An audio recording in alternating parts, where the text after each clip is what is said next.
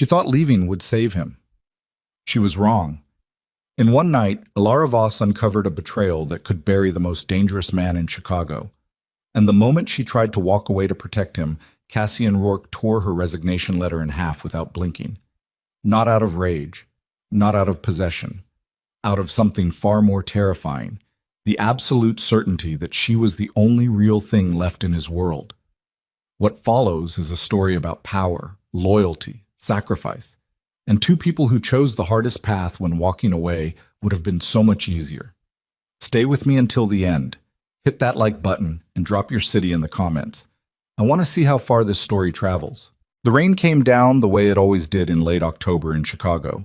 Not soft, not cinematic, just cold and mean and relentless, like it had a grudge against anyone still standing outside after midnight.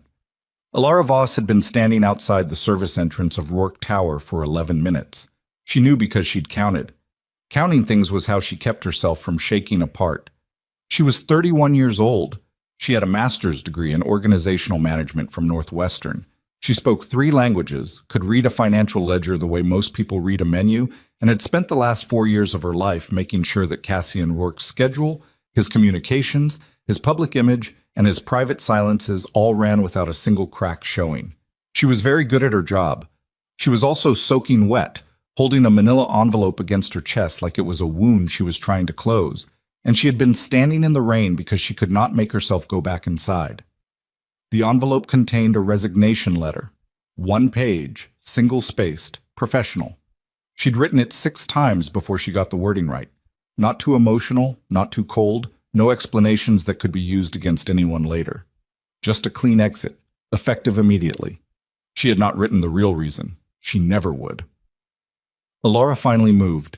She took the service elevator to the 42nd floor, walked past the night security desk where Martin, the overnight guard who smelled permanently of peppermint and always asked about her mother, gave her a small nod and didn't question why she was coming in at 12:47 in the morning, looking like she'd been dragged through Lake Michigan.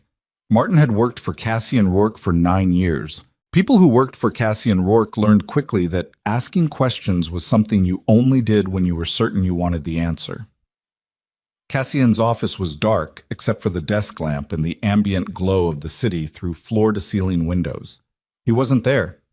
She'd checked his schedule, a late meeting with his accountant, Delford, about the Port Rotterdam contract. It should run until at least 1 in the morning. She had time. She set the envelope on the center of his desk, adjusted it slightly, then adjusted it again because she could not help herself, because straight lines and precise placement were the vocabulary she used when words failed her, and right now every other language she had was underwater. She looked at the envelope for a long moment, then she turned and walked toward the elevator. She didn't make it 12 steps. "Alara." His voice came from the corner of the room, from the sitting area near the secondary window where he sometimes went to think without turning any lights on. She had not seen him. She should have checked. She always checked. The fact that she hadn't told her more about her own state of mind than she wanted to know. She stopped walking. She did not turn around. "Mr. Rourke." Her voice came out steadier than she expected.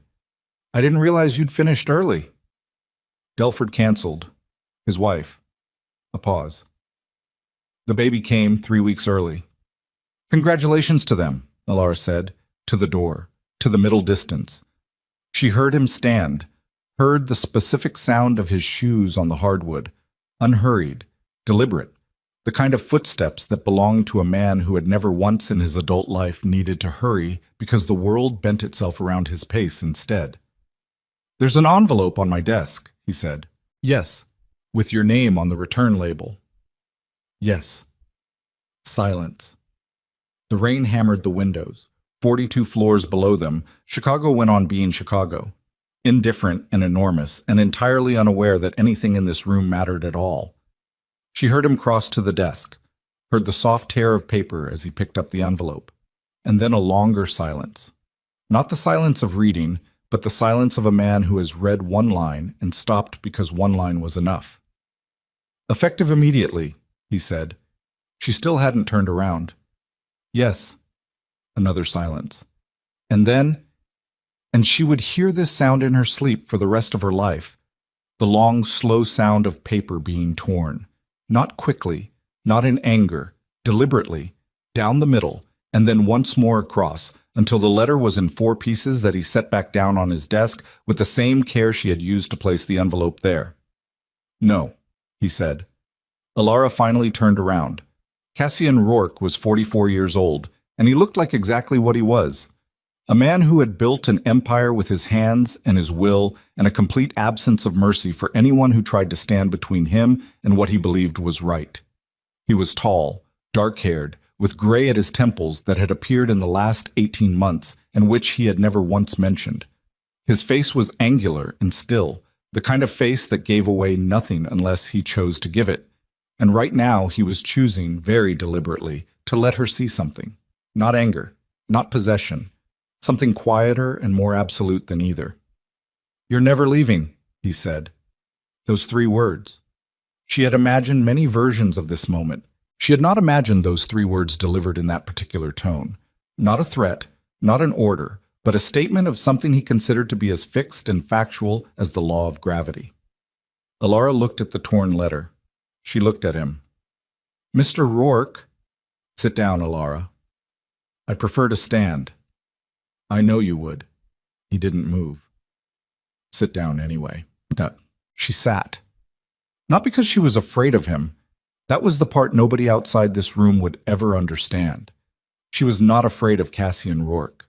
She had watched him dismantle men twice his size with a single sentence. She had sat in rooms where weapons were on the table and the air tasted like copper and threat, and she had remained composed, taken notes, and reminded him afterward that he had a 7 o'clock call with the London office. She had learned in the first 6 months of working for him that his danger was not directed at her. He had never once made her feel small. What she was afraid of was something else entirely. What she was afraid of was the thing she was carrying in her chest right now, the knowledge that sat there like a coal, hot and poisonous, and getting heavier every hour. Cassian sat across from her, not at his desk, but in the chair beside the couch where she had sat, close enough that she could see the slight tightness at his jaw, the one tell he never fully controlled. "Someone scared you," he said. Not a question. Alara kept her hands folded in her lap. "I made a professional decision." Alara. "People leave jobs, Mr. Rourke. It happens. I've been here 4 years, and I think—" "Someone scared you," he said again, slower. "And I want to know who." She looked at him. She measured the distance between what she could say and what she could afford to say, and she felt the ground under her shift the way it always did in moments like this. Like the floor wasn't entirely solid, like the whole building was balanced on something fragile, and one wrong step would take them both down. "I'm not going to tell you that," she said. "Why not?" She met his eyes. "Because if I tell you, you'll do something about it. And if you do something about it, they'll use it. They're waiting for you to move. That's the whole point." Cassian was very still, the kind of stillness that wasn't calm, that was a held breath, a coiled thing. "They," he said. She realized her mistake immediately. She had said more than she intended. She always did around him. 4 years of working in close quarters with someone who listened the way Cassian listened, not just to words, but to the structure underneath them, to what the pauses meant and what the word choices were covering. 4 years of that, and she still sometimes forgot to be careful. "That's a turn of phrase," she said. "No, it isn't." He leaned forward slightly, just slightly. "Alara, look at me." She was already looking at him. She hadn't looked away. "I'm not going to let you walk out of here carrying something that's mine to carry," he said. "Whatever you found, whatever they showed you, whatever they said, that is my problem, not yours. You don't get to sacrifice yourself on my behalf without my permission." Something cracked, just slightly, in her chest. She had not expected him to say it that way. "It's not—" She stopped. "I'm not sacrificing anything. I'm removing a liability." "You're not a liability. I could become one. Not if I know what's coming. You can't fight something you can't see, and they've been very careful about what they've let you see." Cassian sat back. He looked at her for a long moment. Not the measuring look he used in negotiations, not the cold assessment he deployed in rooms full of armed men, but something private, something she had only seen him use once or twice in 4 years, and usually when he didn't realize she was watching. "How long?" he said. She didn't pretend not to understand. 3 weeks. 3 weeks. His voice didn't change. That was somehow worse than if it had. "They've been contacting you for 3 weeks, and you didn't—" "I handled it. You handled it." He said the words like he was turning them over to look at the underside. "And your way of handling it is to hand me a resignation letter at 1 in the morning. My way of handling it was to try to remove myself from the situation before it became your situation. Everything that happens in my organization is my situation, not if I leave before they can use me." The silence that followed that sentence was different from the ones before. It had weight to it. Alara was aware of the rain, of the city below, of the ticking of the old brass clock on Cassian's bookshelf, a clock she had ordered repaired twice, a clock he never looked at but refused to remove. "Use you how?" he said. She said nothing. "Alara." His voice dropped a register, not threatening, just stripped of everything except the direct, unornamented thing underneath. "Use you how?" She thought about the photographs. The first one had arrived 3 weeks ago, slid under her apartment door in a plain envelope with no return address. It was a photograph of Cassian at a private meeting at the Meridian Hotel. A meeting she had scheduled, a meeting she knew about, a meeting that should have been entirely invisible to anyone outside his immediate circle. The second photograph came 4 days later, this time to her work email, encrypted and anonymous. The third had been a video clip, 40 seconds, showing a dockside exchange that she recognized from shipping logs she'd processed 6 months ago, edited to look like something it wasn't. And then the message, plain text, disposable number. She'd gotten it 2 weeks ago. "Resign and disappear by the end of the month, or we deliver everything to Commissioner Hale and to Rourke's board simultaneously. You're the thread. When you're gone, the sweater stops unraveling." She had not slept properly since. "Someone has been building a case," she said, "against you, or something designed to look like a case. Manufactured evidence, edited footage, documents that have been altered to implicate—" She stopped. "They told me that I am the weak point, that my access to your schedule, your communications, your private meetings, makes me the easiest person to position as either a witness or a collaborator. They said if I left, they would stop. If I stayed, they would use me to make everything look worse." Cassian listened to every word without moving. "They said they'd go to Hale and your board," she continued, "at the same time, so you couldn't manage one without the other." Still nothing from him. The city hummed 42 floors below. "I believe them," Alara said.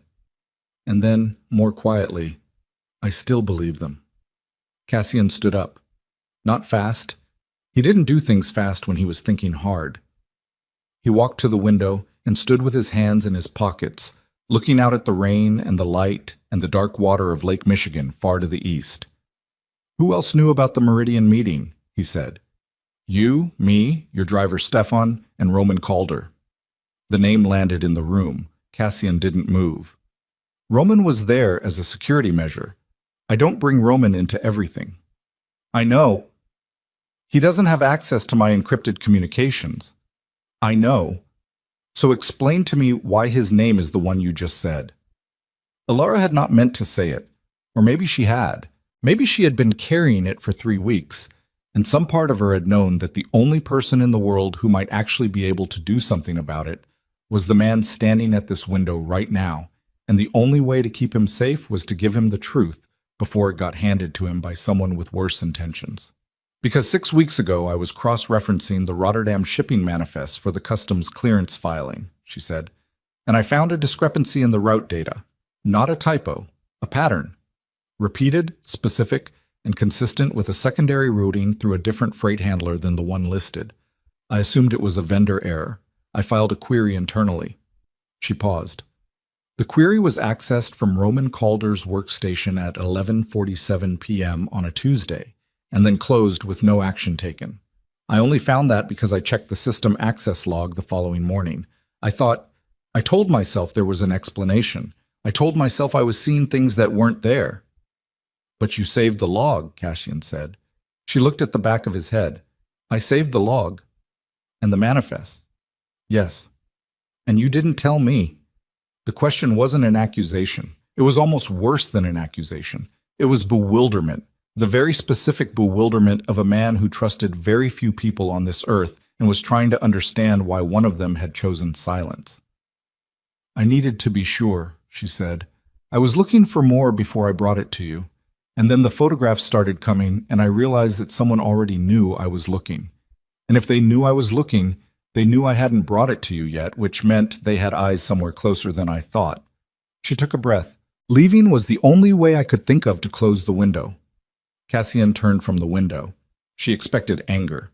She was prepared for anger. She had played this scene in her head enough times to have built defenses.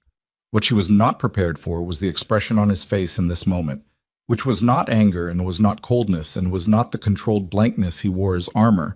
It was something that looked almost like grief. "You were trying to protect me," he said. She didn't answer. The answer was too obvious to need saying. "By disappearing. By taking everything you knew and walking out the door and letting whoever is doing this think they'd won." He said it slowly, like he was translating it from a language that hurt to speak. "You were going to vanish, to protect me." "Yes, without telling me." "You would have stopped me." "Yes," he said. "I would have." He crossed back to the desk. He picked up the 4 torn pieces of the resignation letter and held them for a moment, and then he set them down again, precisely, corner to corner, not reassembled but arranged. The way you might arrange the pieces of something broken when you want to remember what it looked like whole. "Where are the manifests?" he said. "My apartment, in an encrypted drive. I didn't bring them here because if someone searches the building, we'll get them tonight." Cassian. It was the first time she had used his given name without the prefix. In 4 years. She heard it happen, and she could not take it back. He looked at her. Something in the air changed, not dramatically, not in any way she could point to. Just a quiet shift, like a weight resettling. "We'll get them tonight," he said again. Quieter.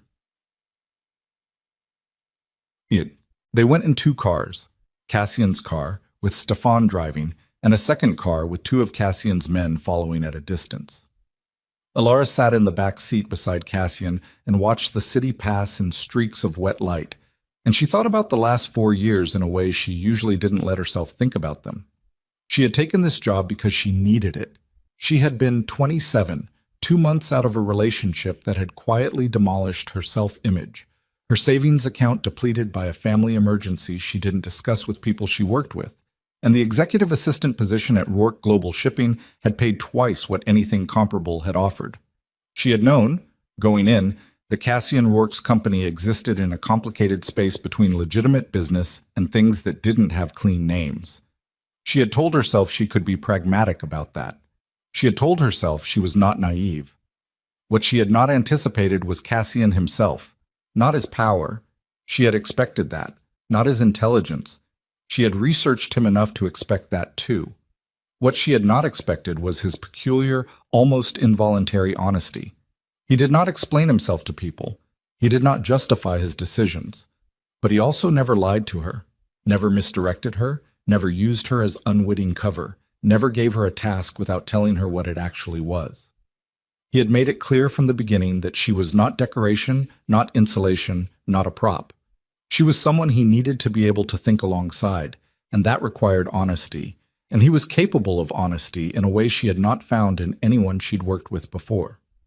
That, more than anything else, was the thing she'd been trying to protect when she wrote the letter, not her job, not her safety. Him. Specifically, the version of him that was still capable of that particular kind of honesty, and that she knew would corrode if the right betrayal hit it at the right angle. She was so lost in this thought that she didn't notice until Stefan said, "Miss Voss," in a tone that made her spine go rigid, that the lights in her apartment building were on. All of them, every floor. And the front entrance had 2 cars parked diagonally across it in a way that wasn't parking. That was blockade. Cassian put his hand on her arm before she reached for the door handle. "Don't," he said. Stefan was already turning the car. The second vehicle behind them executed a smooth reversal. Nobody said anything. They were 3 blocks away in under 40 seconds. Alara's hands were shaking. She pressed them flat against her thighs. They knew I would come back for the drive, she said. Yes. Which means they knew about the drive. Yes. Which means they have someone in a position to know things that only I... She stopped, recalculated. The system access query. When I filed it and it was accessed from Roman's workstation, he would have seen my employee ID on the query. He would have known I found the discrepancy. Cassian was looking out the window at the rain-soaked street behind them. He's been watching you for 6 weeks, he said. Not a question, a conclusion, the kind a man reaches when the last piece of a puzzle falls into place, and the picture it makes is uglier than he expected. He sent the photographs, the messages, all of it. Alara said it aloud for the first time, and the weight of it was different spoken than it had been as a thought. Heavier and at the same time cleaner, like lancing something that had been festering. He wanted you gone before you came to me, Cassian said. He wanted me gone before the ledger got to you. The shipping manifests, Cassian, the pattern I found in the routing data.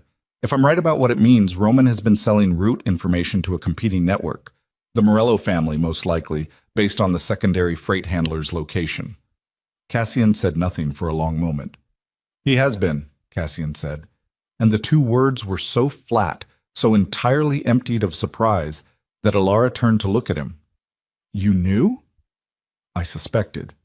2 months ago, I was building a case. A pause. Apparently so was he. The car turned north, the city blurred past. Alara became aware that she was no longer shaking, not because she was calm, but because she had passed through some threshold and come out the other side into a place that felt less like fear and more like the terrible clarity that comes after fear. He planned this around my resignation, she said. Yes. If I left, he controlled the narrative. I was gone, his exposure was gone, and he had a file full of manufactured evidence ready to use if you ever looked at him too closely. Yes. If I stayed, you became leverage, a way to force my hand before I was ready to move against him. She let that settle. So either way, he wins. Cassian looked at her then. Really looked at her, in the way he had in the office. That stripped-down, private look that she had no defense for and never had. Not either way, he said. She waited. There's a third option, he said. The one where you stop trying to protect me by removing yourself from the equation and start helping me dismantle him with everything you already have. Lamas. Alara looked at him in the dark back seat of a moving car, with her apartment building surrounded, and her resignation letter in 4 pieces, and 6 weeks of fear somewhere behind her sternum slowly becoming something else, something harder and colder and more focused. The manifests are gone, she said. They'll have the drive by now. Do you have copies? She almost smiled. I have 3. Something moved in Cassian's expression, not quite a smile. Something close to it, and on a face like his, that was worth considerably more. Where? One in a safety deposit box at First Midwest on Michigan Avenue. One on a server in the Netherlands under a name that has never been connected to me. And one, she paused.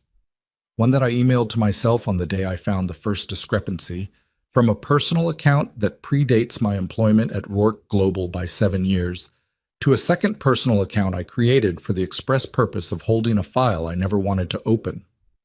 Cassian studied her for a long moment. You were always planning to come back with it, he said. Alara looked out the window. The rain was easing just slightly. Still there, still cold, but no longer mean, just water. I was planning to give it to an attorney, she said, anonymously, someone who could use it without your name on anything. That would have taken weeks. I know. He would have moved by then. I know that too. Alara. He said her name differently than he had in the office. Not like a command, like something he was being careful with. Why didn't you just bring it to me? She turned back to face him. The city light moved across both of them through the rain-slicked window, broken and shifting and imprecise. Because, she said, I've spent 4 years watching you carry everything, and I... She stopped, started again. Because I didn't want to be one more thing you had to carry.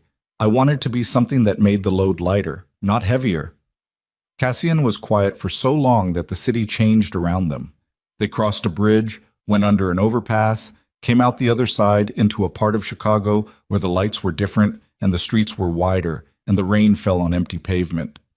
That's the most honest thing anyone has ever said to me, he said finally, while simultaneously being the most wrong thing anyone has ever said to me. She frowned. That's not a contradiction. No, he said. It isn't. Stefan drove. The rain continued, and in the back seat of a car moving through a city that didn't know or care what was unraveling inside it, Cassian Rourke looked at the woman sitting beside him. The quiet woman, the careful woman, the woman who had carried a secret for 6 weeks and written a resignation letter 6 times to protect him. And he said very quietly, "No one has ever tried to protect me before. Not once. In 44 years. Alara didn't know what to do with that. So she did what she always did when something was too large to handle immediately. She filed it away. She would come back to it, later. We need to move tonight, she said. If Roman knows I didn't leave, he'll accelerate whatever he's planning. Yes. And we need your men, the ones you're certain of. I know which ones those are. How many? Cassian considered. Enough. She nodded. She looked out the window again. Cassian, she said, and she felt him go still at the sound of his name in her voice, that small and telling stillness. Whatever happens next, I want you to know that the letter was never about not wanting to be here. I need you to know that. The silence that followed was not empty. It was very, very full. I know, he said. The car moved through the dark city. Behind them somewhere, Roman Calder sat in a building full of Cassian's men and smiled at something only he could see. He did not know, yet, that she had 3 copies. He did not know yet that she had stayed. And he did not know. And this was the thing that would, in the end, destroy him. That Alara Voss, who had spent her entire adult life making herself invisible, had finally decided she was done shrinking. But that was coming. That part was still ahead of them, in the fog, in the dark, at the docks where the water was black and the cargo lights swung in the wind and everything was about to break open. For now, the car drove north. For now, she was still here. And Roman Calder had no idea what that meant. The safe house was on Paulina Street, 3rd floor of a building that Cassian had purchased 12 years ago under a holding company that didn't share a single syllable with the Rourke name. It smelled like old plaster and radiator heat, and the specific kind of emptiness that belongs to rooms people only use when everything else has gone wrong. There was a couch the color of dried mud, a kitchen table with 3 mismatched chairs, and a window that looked out onto a narrow alley where a single street lamp was doing its exhausted best against the dark. Alara sat at the kitchen table with her laptop open and a cup of coffee going cold at her elbow. She had been awake for 22 hours. She could feel it in the specific hollowness behind her eyes, in the way her hands had started to feel slightly disconnected from the rest of her, like they belonged to someone who had slept and eaten and made reasonable decisions with her evening. Across the table, Cassian was on the phone. He had been on the phone, more or less continuously, for the last 40 minutes. He didn't pace. He stood with one hand braced on the window frame and spoke in low, measured sentences that gave away nothing to anyone listening who didn't already know how to read him. Alara had learned to read him. She could tell from the set of his shoulders alone that he had reached 3 of his most trusted men, and that the 4th, a heavy-set logistics manager named Bryce, who handled the North Side port accounts, was not answering. That was a problem. She logged it and kept working. The Netherlands server was accessible through a layered proxy she'd set up 18 months ago for reasons entirely unrelated to Roman Calder's betrayal. She'd originally created it to hold backup copies of Cassian's most sensitive, legitimate contracts after a ransomware scare that the public-facing IT department had handled badly. She had told Cassian about the proxy at the time. He had looked at her for a long moment and then said, "Good," in a tone that suggested he'd expected nothing less, and was mildly annoyed it had taken a ransomware scare to make it happen. She accessed the file now. The manifests were there, 47 pages of shipping route documentation, route deviation logs, secondary freight handler assignments, and the system access log showing Roman Calder's workstation ID, opening her internal query at 11:47 on a Tuesday night, and closing it without action. She downloaded everything to a second encrypted drive she'd found in the safehouse's kitchen drawer. Cassian kept supplies in his safehouses the way some people kept emergency kits in their cars, on the reasonable assumption that the emergency would eventually happen. She was on page 19 of the manifests, cross-referencing route deviations against the Morello family's known freight corridors, information she had assembled herself over the past 3 weeks from publicly available Port Authority records and a contact at the Chicago Maritime Exchange who owed her a favor from a contract dispute 2 years ago. When Cassian ended his last call and came to the table, he sat down across from her. He looked at the screen. He looked at her face. "When did you last sleep?" he said. "I'm fine." "That's not what I asked." "Tuesday night." She didn't look up from the screen. "Parts of it." He was quiet for a moment. Then he reached across and turned the laptop slightly toward himself, scanning the page she was on. "These deviation points," he said. "Explain them to me." Each one represents a cargo shipment that was logged as taking the standard Rotterdam-Chicago route through the port of Halifax, but the secondary freight data shows an undocumented stop. "Here," she pointed, "this port, Bayonne, New Jersey, 6 times in the last 8 months, and the freight handler at the Bayonne stop is registered to a shell company called Triton Meridian Holdings." "I've never heard of it." "Nobody has, because it's been active for 11 months, and its only listed asset is a warehousing lease at Bayonne Marine Terminal that began, and this is the part that kept me awake on Tuesday, exactly 30 days after Roman Calder attended a private industry dinner at the Westin in Indianapolis, where 3 of the Morello family's legitimate business representatives were also in attendance." Cassian looked at the screen for a long time without speaking. "He's been building this for almost a year," he said, "at minimum. That dinner. I sent him to that dinner." His voice didn't crack or harden or do anything dramatic. It just became very, very still. "I sent him because I had the Rotterdam contract closing and I couldn't leave Chicago." "I know, I scheduled it. I booked his train ticket." Another silence. The radiator ticked. Outside, the alley was dark and quiet, and the street lamp buzzed with the particular low-frequency sound of something running on borrowed time. "He used my absence to make the first contact," Cassian said. "That's my read, yes." "How long have you been building this file?" She finally looked up. His eyes were on her, but dark and steady and doing the thing they did when he was processing something he hadn't fully digested yet, which was to go very flat, like water just before it boils. 6 weeks of active documentation, she said. But the discrepancy I found in the Rotterdam manifest was from 8 months of data. I went back through everything I had access to once I found the first anomaly. 6 weeks? He said it the same way he'd said it in the office, like the number had a specific texture he was trying to identify. "I was going to be sure before I brought it to you. And the photographs started coming before you were sure." "Yes." "So he knew you were looking before you were ready to move?" "Yes." Cassian sat back in the chair. He looked at the ceiling for a moment, just a moment, and then back down, and whatever he'd been processing was done, because the flatness in his eyes had shifted into something sharper and more directed. "I need to know who else in my organization has been compromised," he said. "Roman didn't build this alone.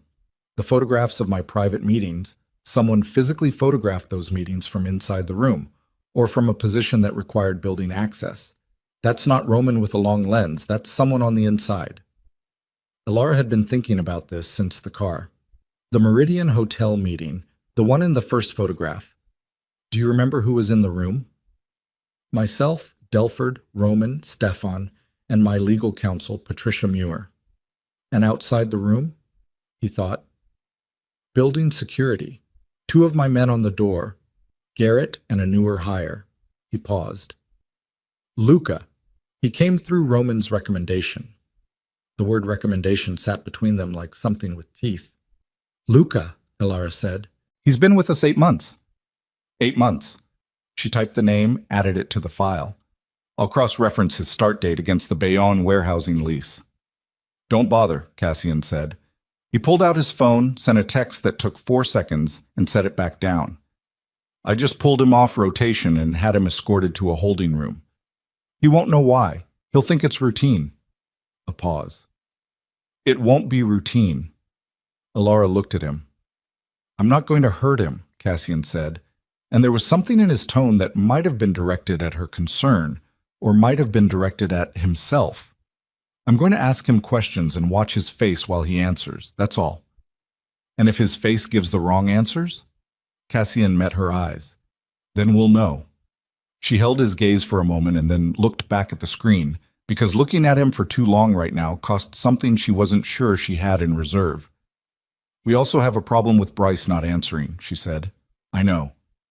How long has Bryce handled the North Side port accounts? 11 years? And Roman works closely with him on logistics coordination. Yes. Then either Roman already got to him, or Bryce is the kind of person Roman would have identified early as a risk to his operation and neutralized somehow. She chose the word carefully. Neutralize doesn't have to mean physically. It could mean leverage, something Roman has on him. Cassian was quiet.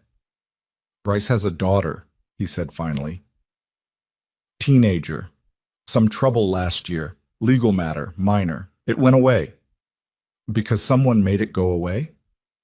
Because I made it go away, Bryce asked me. He paused. I didn't ask for anything in return.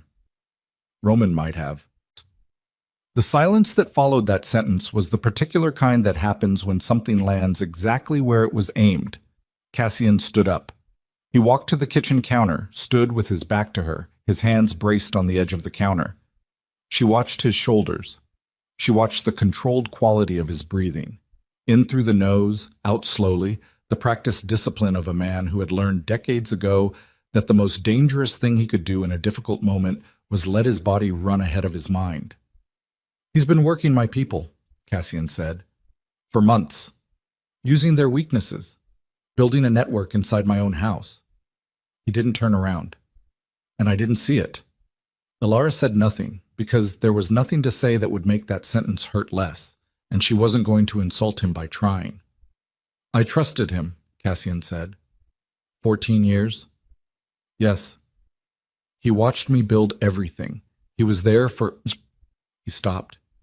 He was there when my brother died. He stood at the back of the room, and he looked me in the eye afterward, and he shook my hand and he said whatever words a person says at a moment like that. And I believed him. Every word. Alara stood up. She crossed to where he was standing, stopped a few feet away. Cassian. She used his name the same way she had in the car. Careful with it, like something that could break. What he did doesn't change what you built. It doesn't change who's still loyal. It changes what you do next. He turned around. He was close, closer than she'd realized in crossing the room, and in the bad fluorescent light of the safe house kitchen, he looked not diminished but stripped, the way a tree looks stripped in winter, still entirely itself, but nothing to hide behind. What do I do next? He said. Not a question. More like he was testing the weight of the phrase. You let me finish building the case, she said. You secure your loyal people, and you wait until Roman moves, because he will move. And when he does, we need to be positioned before he realizes we know what he's done. Waiting means giving him time to activate whatever he has against me. Yes, but moving before we're ready means showing him what we have before it can do damage. He's been building this for a year. He'll have contingencies. If we move wrong, he burns the evidence and disappears, and you're left holding a story nobody can prove. Cassian looked at her for a long moment. You've thought about this more than you've slept. Yes. Why? She didn't answer immediately. The question deserved better than an immediate answer. Because 4 years ago you gave me a job when I needed one, she said, and you never once treated me like I was just filling a role, and that... She stopped. That's not nothing. That's not a small thing. And I'm not going to let someone who spent 14 years taking from you take this, too. Something moved across Cassian's face. It didn't stay long enough to name. Get some sleep, he said. 2 hours. I need you functional. I need to finish the... 2 hours, he said again. The couch is better than it looks. She looked at him. He looked back. This was a dynamic she recognized. The specific negotiation of two people who were both accustomed to being the most stubborn person in any given room, arriving at the wall where both their stubbornnesses met. She went to the couch. It was not better than it looked, but she was asleep in 6 minutes. She woke to the sound of raised voices. Not loud. Cassian's spaces were never loud, because loudness was the domain of people who needed the noise to feel powerful, and Cassian had never needed that. But raised, yes, controlled anger, the kind that stays in a register just above normal conversation and is more frightening for it. She sat up. The room was still dark outside the window, but the quality of the dark had changed. It was closer to 4 in the morning than 2, which meant she'd slept longer than intended. The voices were coming from the short hallway that led to the second room, which Cassian had been using to make calls. She stood. Her body registered each hour of the last day in specific locations: the base of her neck, the small of her back, the particular ache behind her right knee that appeared whenever she was stressed and hadn't eaten enough. She crossed to the hallway and stopped just outside the doorway. Cassian's voice. Not asking you to confirm anything you don't know for certain. A second voice. Male, middle-aged, the specific roughness of a man who smoked until 40 and then quit but kept the vocal remnants. You're asking me to go on record about something that gets me killed, Cassian. Bryce, he was there. He'd come in while she slept. I'm asking you to tell me what Roman has on you, Cassian said, and then I'm going to deal with it, and it goes away. That's what you said about Kira's situation, and it did go away, and then Roman... Bryce's voice cracked, caught itself. He found out. I don't know how, but he found out you'd helped. And he came to me 3 months ago, and he said he had documents showing that the favor you did for my daughter constituted obstruction of a municipal proceeding, and that if I didn't cooperate with him, he'd make sure Kira's original case got reopened and her sealed record got unsealed. Silence. Bryce? Cassian's voice had dropped. Look at me. A beat. What did he ask you to do? Bryce's voice, quieter now. He wanted the Northside port schedule, the loading manifests for the next 6 months, delivery windows, security rotations, everything. A long pause. I gave it to him 2 weeks ago. I told myself it was just paperwork, that nothing would happen. Something is going to happen, Cassian said. That's exactly what it was for. He's planning a transfer at the docks, and he's going to time it to a window you gave him, and he's going to make sure I look like I ordered it. Alara pressed her hand flat against the hallway wall. The plaster was cold. She made herself breathe. Cassian, I'm sorry. Don't. Not cruel, just clear. I don't need the apology right now. I need the exact date and window you gave him. A pause. Then Bryce's voice, the specific deadness of a man who has run out of roads. November 3rd, 2 a.m. loading window, Gate 7, South Basin Terminal. Alara pushed off the wall and walked into the room. Both men looked at her. Bryce was sitting, large man, late 50s, the look of someone who had been awake as long as she had but without the benefit of a couch. His eyes went from her to Cassian and back, carrying the particular uncertainty of a man trying to read a room he doesn't have a map for. That's 4 days, Alara said. Cassian looked at her. Yes, and Roman already has the schedule, the port access, and a plan that's been building for a year. She looked at Bryce. Was there anything else? Anything he asked for beyond the schedule? Bryce hesitated. Bryce, Cassian said. He wanted confirmation that your assistant had left, Bryce said. He didn't look at Alara when he said it. He called me 2 days ago and asked me if I'd heard anything about the executive assistant position being vacated. I said I hadn't heard anything. A pause. He sounded... Bryce stopped. He sounded what? Alara said. Unhappy, Bryce said. Like it was news he'd expected to get and didn't. The three of them sat with that for a moment. He knows I didn't leave, Alara said. He knows by now, Cassian said. The people he sent to your apartment would have reported back that you didn't show. And the fact that you didn't show means that you and I are together somewhere, and whatever I know, you know, and his timeline just got compressed. She thought it through. He can't wait for November 3rd anymore. If he had 4 days, he's lost at least 2 of them. Maybe all of them. He'll move the shipment, Cassian said, or move against us first. The kitchen table, the manifests, the drive. She walked back into the main room, sat down at the laptop, pulled up the file. The deviation pattern in the manifests, she said, speaking loud enough for Cassian to hear from the doorway where he'd positioned himself, shows a consistent 48 to 72-hour lead time between route changes and actual transfer activity. That's how long it takes to coordinate the secondary freight handler, get the manifest altered, and notify the receiving party. She scanned the data, and, if he's compressing his timeline, the earliest he can move is 48 hours from now. Maybe less if he's willing to take risks. Cassian came to stand behind her. She felt the proximity of him. He wasn't touching her, wasn't even close to touching her, but he was there, present in the specific way of someone paying complete attention. "Can we get to the dock before he does?" he said. "We can get there before the transfer, but we need the transfer to happen for it to count. We need him caught in the act, or everything in these manifests is circumstantial. So we let him move the shipment. We let him believe he's moving the shipment.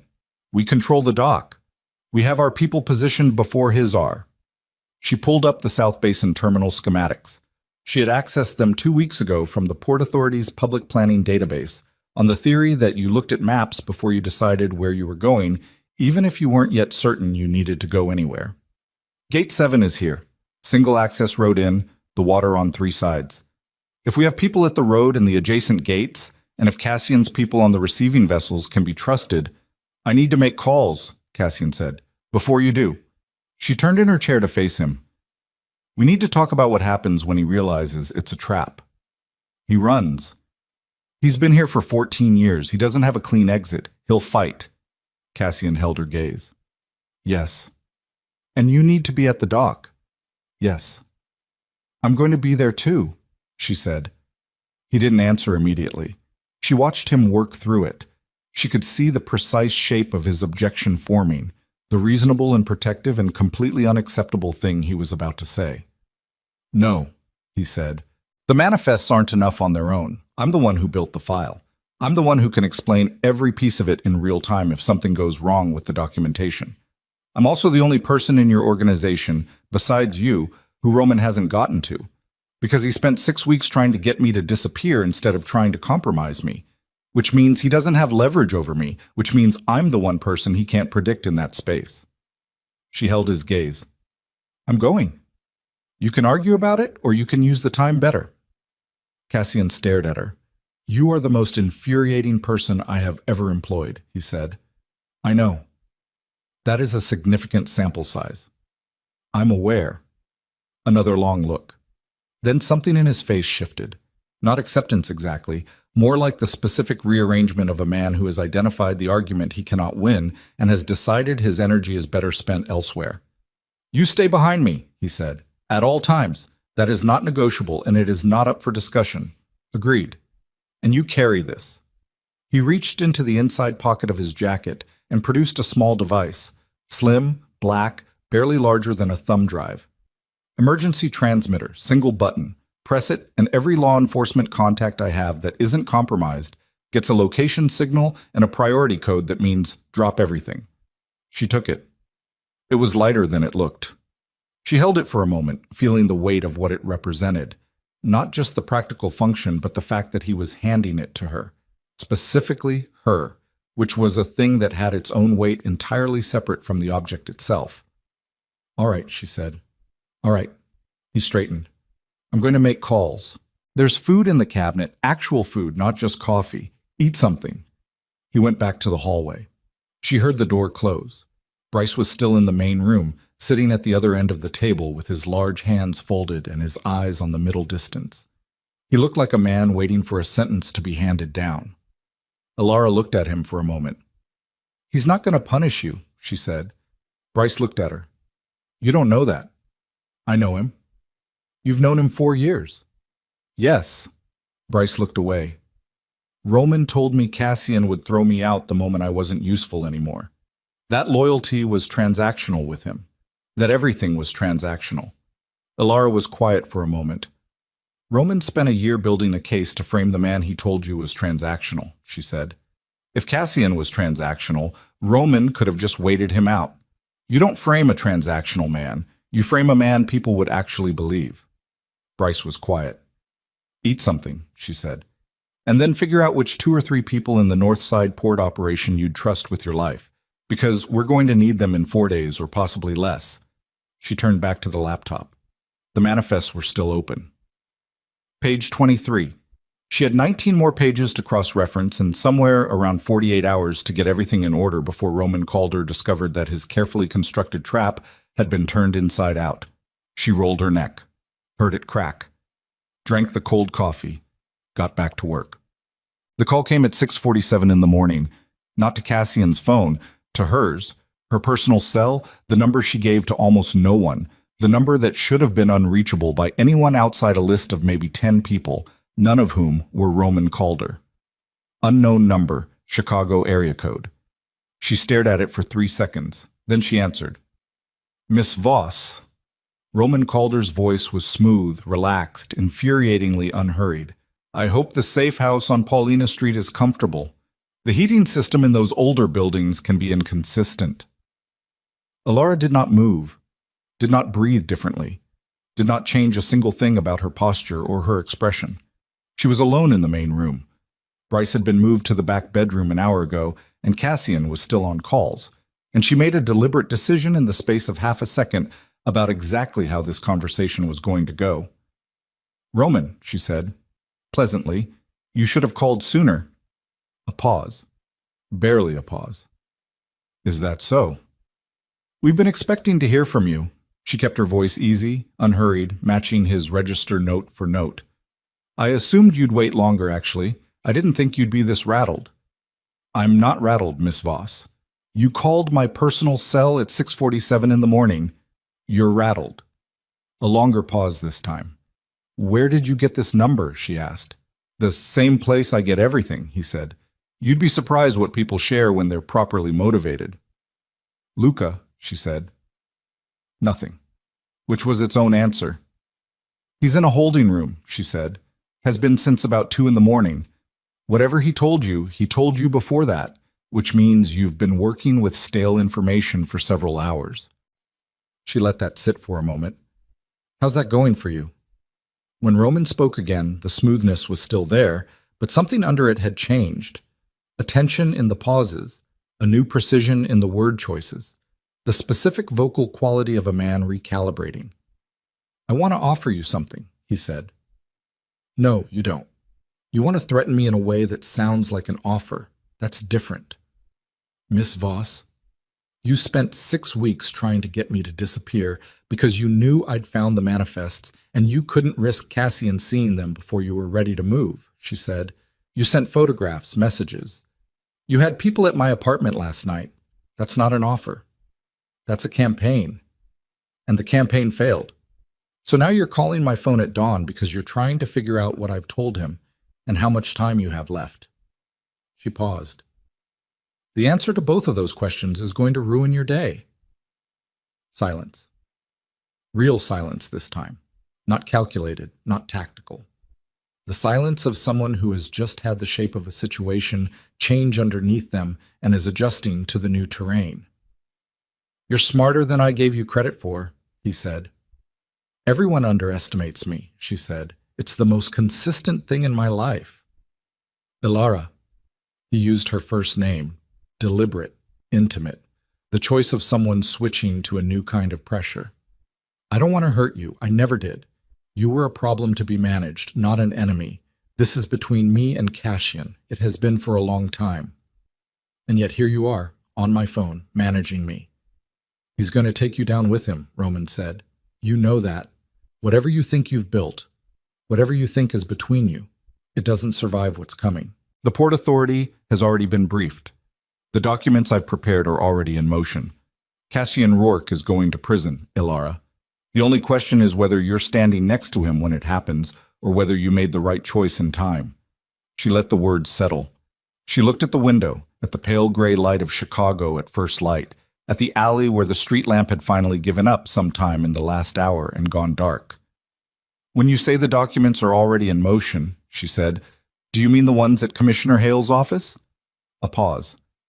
Among others. She looked at the manifests on her screen. Page 31, 17 pages left. Have you actually looked at those documents recently, Roman?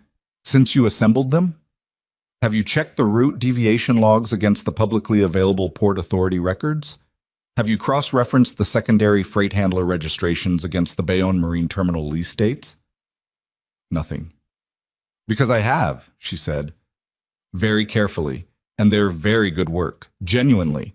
The alterations are clean and the timeline is plausible, and most people looking at them would see exactly what you want them to see. She paused. Most people. What are you saying? I'm saying that I have 47 pages of original documentation that shows very clearly what was actually altered and by whom, with system access logs, IP records, and a paper trail through Triton Meridian Holdings that leads directly to you. She said it the same way she'd said everything else, calmly, precisely, without inflection. I'm saying that whatever you've built, I've built the thing that takes it apart, and I've had 6 weeks to make sure it's airtight. The silence on the other end of the line was different now. It had a different quality, not the silence of calculation or recalibration, but something rawer, something that sat underneath all the smoothness like bedrock. You're bluffing, he said. Roman. She closed the laptop. She was done with the manifest. She had what she needed. I don't bluff. It's inefficient. She ended the call. She sat for 3 seconds in the quiet of the safe house kitchen. Then she stood up, walked to the hallway, knocked twice on the closed door. Cassian opened it. He was still on a call, but he held up one finger. Give me 30 seconds. And she nodded and waited. And when he ended the call, he looked at her face, and something in his expression sharpened immediately. What happened? Roman just called my personal cell, she said. He knows we're here. He's accelerating. The documents he filed against you, they may already be in motion with Hale's office. Cassian's jaw tightened. 1 degree. Almost invisible. How long do we have? I don't know, but I told him about the manifest. I told him what we have. He stared at her. You told him. Yes. Why? She met his eyes. Because I wanted him to know that waiting is no longer an option for either side. We were going to move in 4 days. Now we move in 48 hours at the outside, and he knows it, which means he'll move in less than that, which means we don't have to go hunting for him. She held Cassian's gaze. He'll come to us. Cassian was very still. Something moved behind his eyes, something she had learned in 4 years to recognize as the specific expression of a man encountering an idea that is simultaneously dangerous and exactly right. You drew him out, he said. I drew him out, she said. Outside, the pale Chicago dawn was spreading flat and gray over the city, and somewhere across town, Roman Calder was making the phone call that would set everything in motion, the call that would bring everything forward by days, the call that was the first step in his own undoing. And in a third-floor room on Paulina Street, Cassian Rourke looked at Alara Voss and said nothing, because there was nothing that needed saying, and she looked back at him and felt the ground shift again beneath her feet. But this time it didn't feel like falling. It felt like standing on something finally solid. Neither of them knew yet what Roman Calder had already set in motion. Neither of them knew about the call he'd made the night before. Not to Commissioner Hale, not to the Morello family, but to a man in a gray coat who specialized in making problems disappear in ways that left no fingerprints and no witnesses. That call had been made 6 hours ago. The man in the gray coat was already in Chicago, and he had Alara's photograph in his pocket. His name was Dren Vasco, and he had been in the business of making things disappear for 19 years. He was not large. That was the first thing people got wrong about men like him. They expected large, they expected obvious, they expected the kind of physical presence that announced itself. Vasco was medium height, medium build, somewhere between 50 and 55 with a face that looked like the kind of face you'd forget while you were still looking at it. He wore gray. He always wore gray. Not as an affectation, but because gray was the color of things that didn't require a second look. He had been in Chicago for 7 hours. He had already been to Alara Voss's apartment building, identified 3 exit routes, noted the location of the nearest hospital, and eaten breakfast at a diner 4 blocks from the safe house on Paulina Street where he had been told, by a man who was paid very well to know such things, that Cassian Rourke was currently operating. He sat in the diner now, in a booth by the window, with a cup of coffee and a city map open on the table, and he watched the street outside with the particular quality of attention that looks, to anyone glancing over, like boredom. Vasco was never bored. He had been hired to do a specific thing, not to kill. Killing was loud and attracted the wrong kind of attention, and Roman Calder, whatever else he was not stupid enough to order a killing when a disappearance would serve the same function and leave considerably less paperwork. Vasco had been hired to take Alara Voss out of the equation, quietly, completely, in a manner that would leave Cassian Rourke holding nothing but the absence of her and the very loud question of what had happened to his assistant, who had apparently never resigned after all. Vasco finished his coffee. He left a precise tip, not generous enough to be memorable, not small enough to offend. He folded the map. He went out into the gray Chicago morning. He did not know yet that the woman he was looking for had just ended a phone call that had changed the shape of everything. He would find out soon enough. The 48 hours collapsed to 36, somewhere around 8 in the morning, when Stefan called Cassian's phone and said 3 words. Hale's office moved. Alara was standing at the kitchen counter eating crackers from a box. Actual crackers, the only thing in the cabinet that didn't require preparation. When she heard it, she watched Cassian's face. She watched the specific sequence of expressions that crossed it in under 2 seconds. Attention, assessment, controlled response. When? Cassian said. Stefan's voice tinny through the phone speaker. Hour ago. 2 detectives and a federal liaison visited Rourke Tower. They spoke with the overnight security supervisor. They had a warrant, limited scope, communications records, and financial documentation for the last 18 months. Who authorized the warrant? It came through Judge Parrish's office. Cassian looked at Alara. She knew what that meant. Parrish had been in Cassian's pocket for 6 years, or rather, in the pocket of a real estate development company that was 3 corporate layers removed from Rourke Global, but very much Cassian's in every way that mattered. Parrish authorizing a warrant against Rourke Global meant either that Roman had something on Parrish too, or that the federal liaison had bypassed the usual channels. The federal liaison, she said, quietly enough that only Cassian could hear. Get a name. He heard her. Stefan, the federal agent. Name. A pause. Papers shuffling. The overnight supervisor said the badge read Kellerman. James Kellerman, out of the Chicago field office. Alara set down the crackers.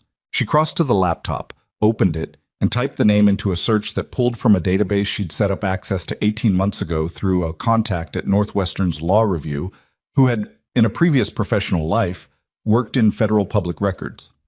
The database wasn't comprehensive, and it wasn't always current, but it was faster than the alternatives. James Kellerman, Chicago Field Office, Financial Crimes Division.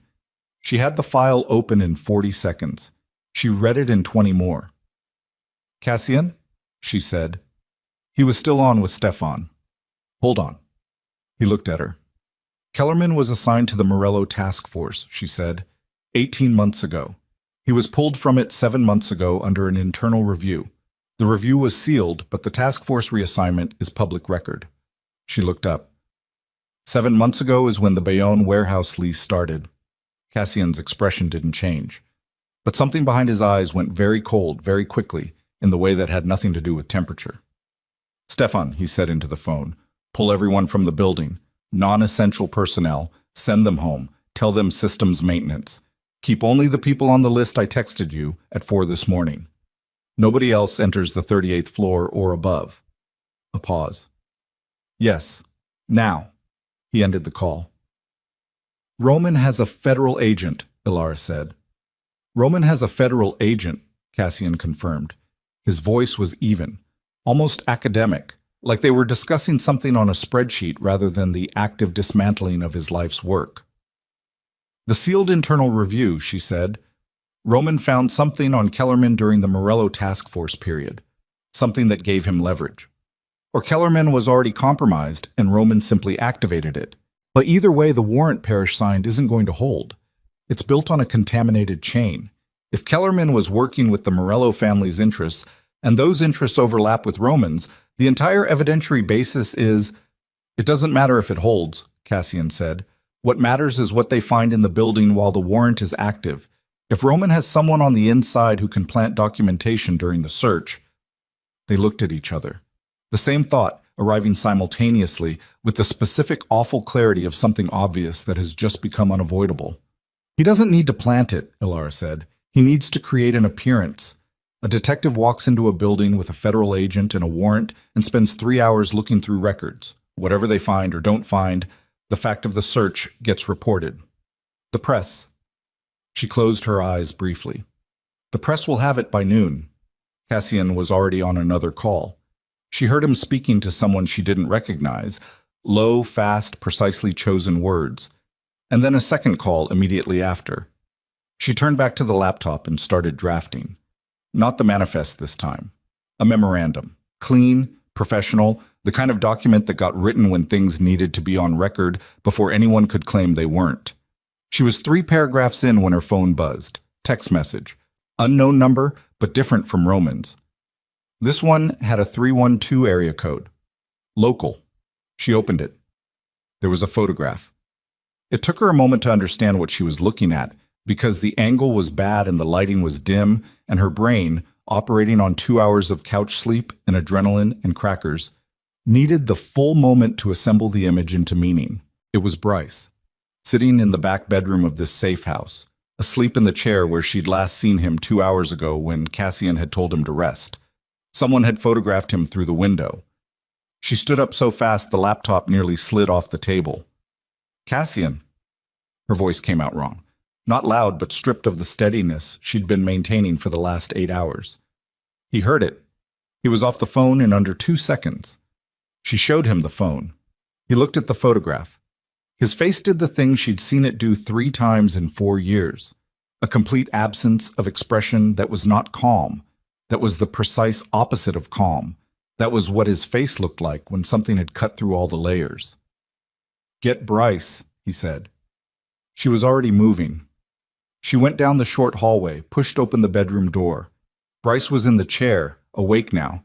The door had been enough to rouse him, and he looked at her face and started getting to his feet immediately. "What?" "We need to move," she said. "Right now. Don't take anything." "What happened?" "Now, Bryce." She got him into the main room. Cassian was at the window, not looking out directly, standing to the side, using the angle. She came to stand beside him, looked out at the alley below. There was a man in gray standing at the far end. He wasn't doing anything. He was just there. Hands in his pockets, face tipped slightly downward, not looking at the window, not doing anything that would make him memorable to anyone who didn't already know to look for him. But he was there. And he had been there long enough to photograph Bryce through the window. "Who is that?" she said. "I don't know," Cassian said. "But he's not police. Police don't stand in alleys. Police come to doors." He turned from the window. "We leave in 2 minutes. Stefan is sending a car to the rear service entrance on Orchard, not the alley side." "He photographed Bryce," Ilara said, "through the window. He has a line of sight on this room. If he's been there long enough to take the photo and send it, he knows what we look like." "Yes." Cassian was already moving through the room, shutting the laptop, pocketing the encrypted drive. "He was hired to locate, not to act. Not yet. That buys us the 2 minutes." "Hired by Roman?" "That would be my assumption." "To do what?" Cassian looked at her. Something in the look was careful in a way he didn't usually bother being. "To remove you from the situation," he said. "Specifically, you." The specific chill of that sentence, not the words, but the precision of the words specifically, settled into her chest and stayed there. "He wasn't after Cassian," she said, not asking. "Roman needs me alive to complete the frame," Cassian said. "Dead?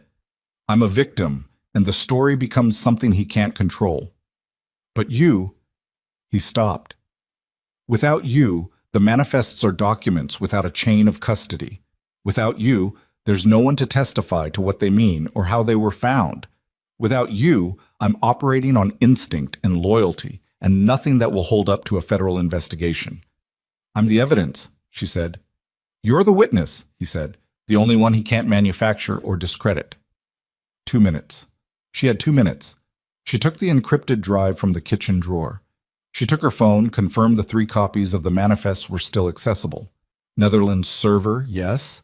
Safety deposit box, accessible but not retrievable in 2 minutes. Email account, yes. She took the emergency transmitter Cassian had given her and put it in her inside jacket pocket, where she could reach it with her right hand without looking. She looked at the room one more time. The couch, the table, the cold cup of coffee. She followed Cassian and Bryce out the door. The car was a dark blue sedan she didn't recognize, driven by a man named Fitch, whom Cassian had used for exactly these situations for 11 years. Fitch was 53, ex-military, and constitutionally incapable of small talk, which Alara had always appreciated. He didn't ask questions.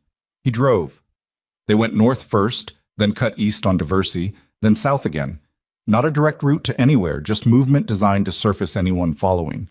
Alara watched the mirrors. Cassian watched the street. Bryce sat in the front passenger seat and held himself very still with the discipline of a man who understood that his job right now was to take up as little space as possible and not complicate anything. 14 minutes into the drive, Cassian's phone rang. He looked at the screen. Something in his face tightened. He answered. Patricia, he said. Patricia Muir, his legal counsel. Alara had worked with her for 3 years. A compact, sharp-eyed woman in her 60s who had navigated Cassian's legal landscape with the precision of a surgeon and the emotional range of a glacier, which were exactly the qualities the job required. I'm listening, Cassian said. Patricia's voice was audible even without the speaker. Clipped, fast, doing the thing it did when she was containing something that required containing. They came to my office, Cassian, 40 minutes ago. Kellerman and one of Hale's people. They had a supplemental warrant, broader scope than what they served at the tower. It covers communications and documentation related to, quote, financial irregularities in import-export operations, and specifically names. A pause. A very deliberate pause. It specifically names Alara Voss as a person of interest. The car was very quiet. As a what? Cassian said. Person of interest. Not suspect. They were careful about the language. But the framing, Cassian, the documentation they showed me as grounds for the warrant, it's... Another pause. It's detailed. It's professional. And it places her at the center of the route deviations. Not as a discoverer, as an architect. Alara heard every word. She kept her eyes on the window, on the city moving past, on a woman with a yellow umbrella waiting at a bus stop, on the specific color of the sky, which was the flat pewter gray of a day that hadn't decided yet what it was going to do. The route deviation she discovered, Cassian said. The documentation frames her discovery as a fabrication, Patricia said. A cover story. It presents her as having been involved with the Morello-connected freight operations for 8 months, the same 8 months the actual deviations took place. It includes email correspondence, fabricated, obviously. But Cassian, the fabrication is... Patricia paused a third time, and in the pauses was something Alara had never heard from Patricia Muir before, something that sounded almost like uncertainty. The fabrication is very good. The email headers are accurate to your internal server's format. The correspondence references real meetings, real logistics discussions, real route numbers. Whoever built this had inside access, deep inside access, and they've been building it for as long as she's been looking. Roman had built a mirror image. That was the thought that arrived in Alara's mind, fully formed, with the specific quality of a recognition that changes the shape of everything that came before it. For 6 weeks she had been building a file on Roman Calder, and for 8 months, while he conducted his actual betrayal, while he made contact at Indianapolis, while he set up Triton Meridian Holdings, while he compromised Luca and leveraged Bryce and photographed Cassian's private meetings, he had been building an identical file, a shadow file, a perfect inversion of the truth, with her name where his should be. He had used her investigation of him as the template for framing her. Every route deviation she had documented. He had her name on it. Every meeting she had flagged as suspicious. Her correspondence referenced it. Every discrepancy she had noted in the shipping manifests, he had built evidence placing her as the source of the discrepancy. He had let her dig. He had watched her dig, and every shovelful she turned over, he had turned back on top of her. Elara, Cassian's voice, low and direct. She turned from the window. I heard, she said. Her own voice sounded remote to her, like it was coming from a slightly different room. He used my investigation to build the frame. He needed me looking, so he had something to invert. Cassian held her gaze. Patricia, he said into the phone, I need you to file an emergency motion challenging the evidentiary basis of both warrants on grounds of investigator compromise. Kellerman's sealed internal review. I'll have documentation in your hands within the hour, proving he was compromised during the Morello task force. Use that as the primary challenge. That buys us time, Patricia said. Not much. If they take this to a federal judge, buy us what time you can. He ended the call. Fitch kept driving. The city kept moving. He planned for this too, Elara said. Not an accusation, not directed at anyone, just the fact of it, spoken aloud because it needed to be somewhere outside her own head. He knew I would find the manifests. He let me find them. He needed me to find them, so I would build a record of discovery that he could then reframe as a record of involvement.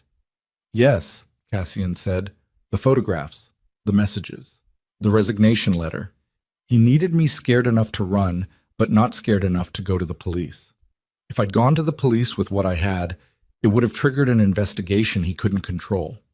If I'd run, he had the framed evidence ready to deploy and no living witness to contest it. If I stayed, she stopped. If I stayed, I built his case for him. You also built ours, Cassian said, not if they arrest me first. The sentence sat in the car. They're not going to arrest you, Cassian said. The warrant names me as a person of interest. There's a man in gray in your safe house alley, and Roman has been building this frame for 8 months with inside access to your server and your meetings.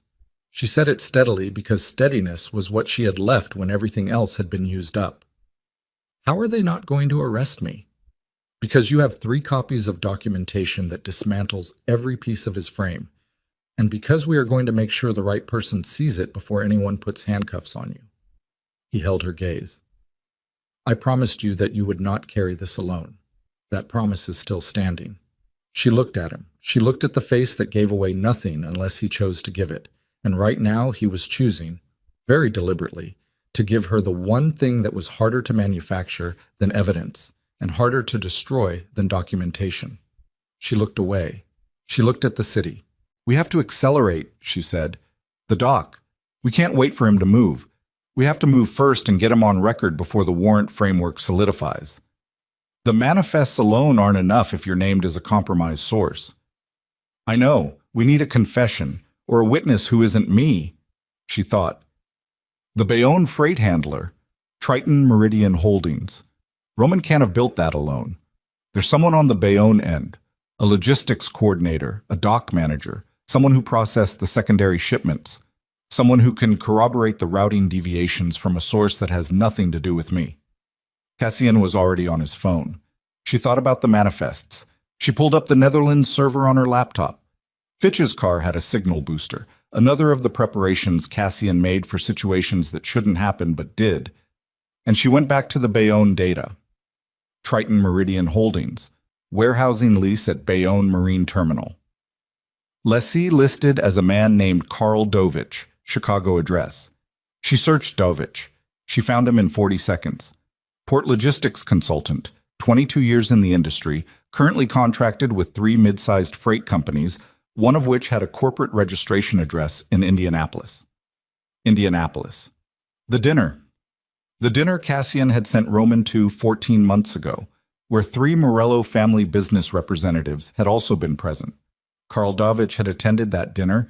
His name was in the public attendance list she'd downloaded from the Industry Association's website 3 weeks ago as background research. She had seen the name. She had not yet connected it. Cassian, she said.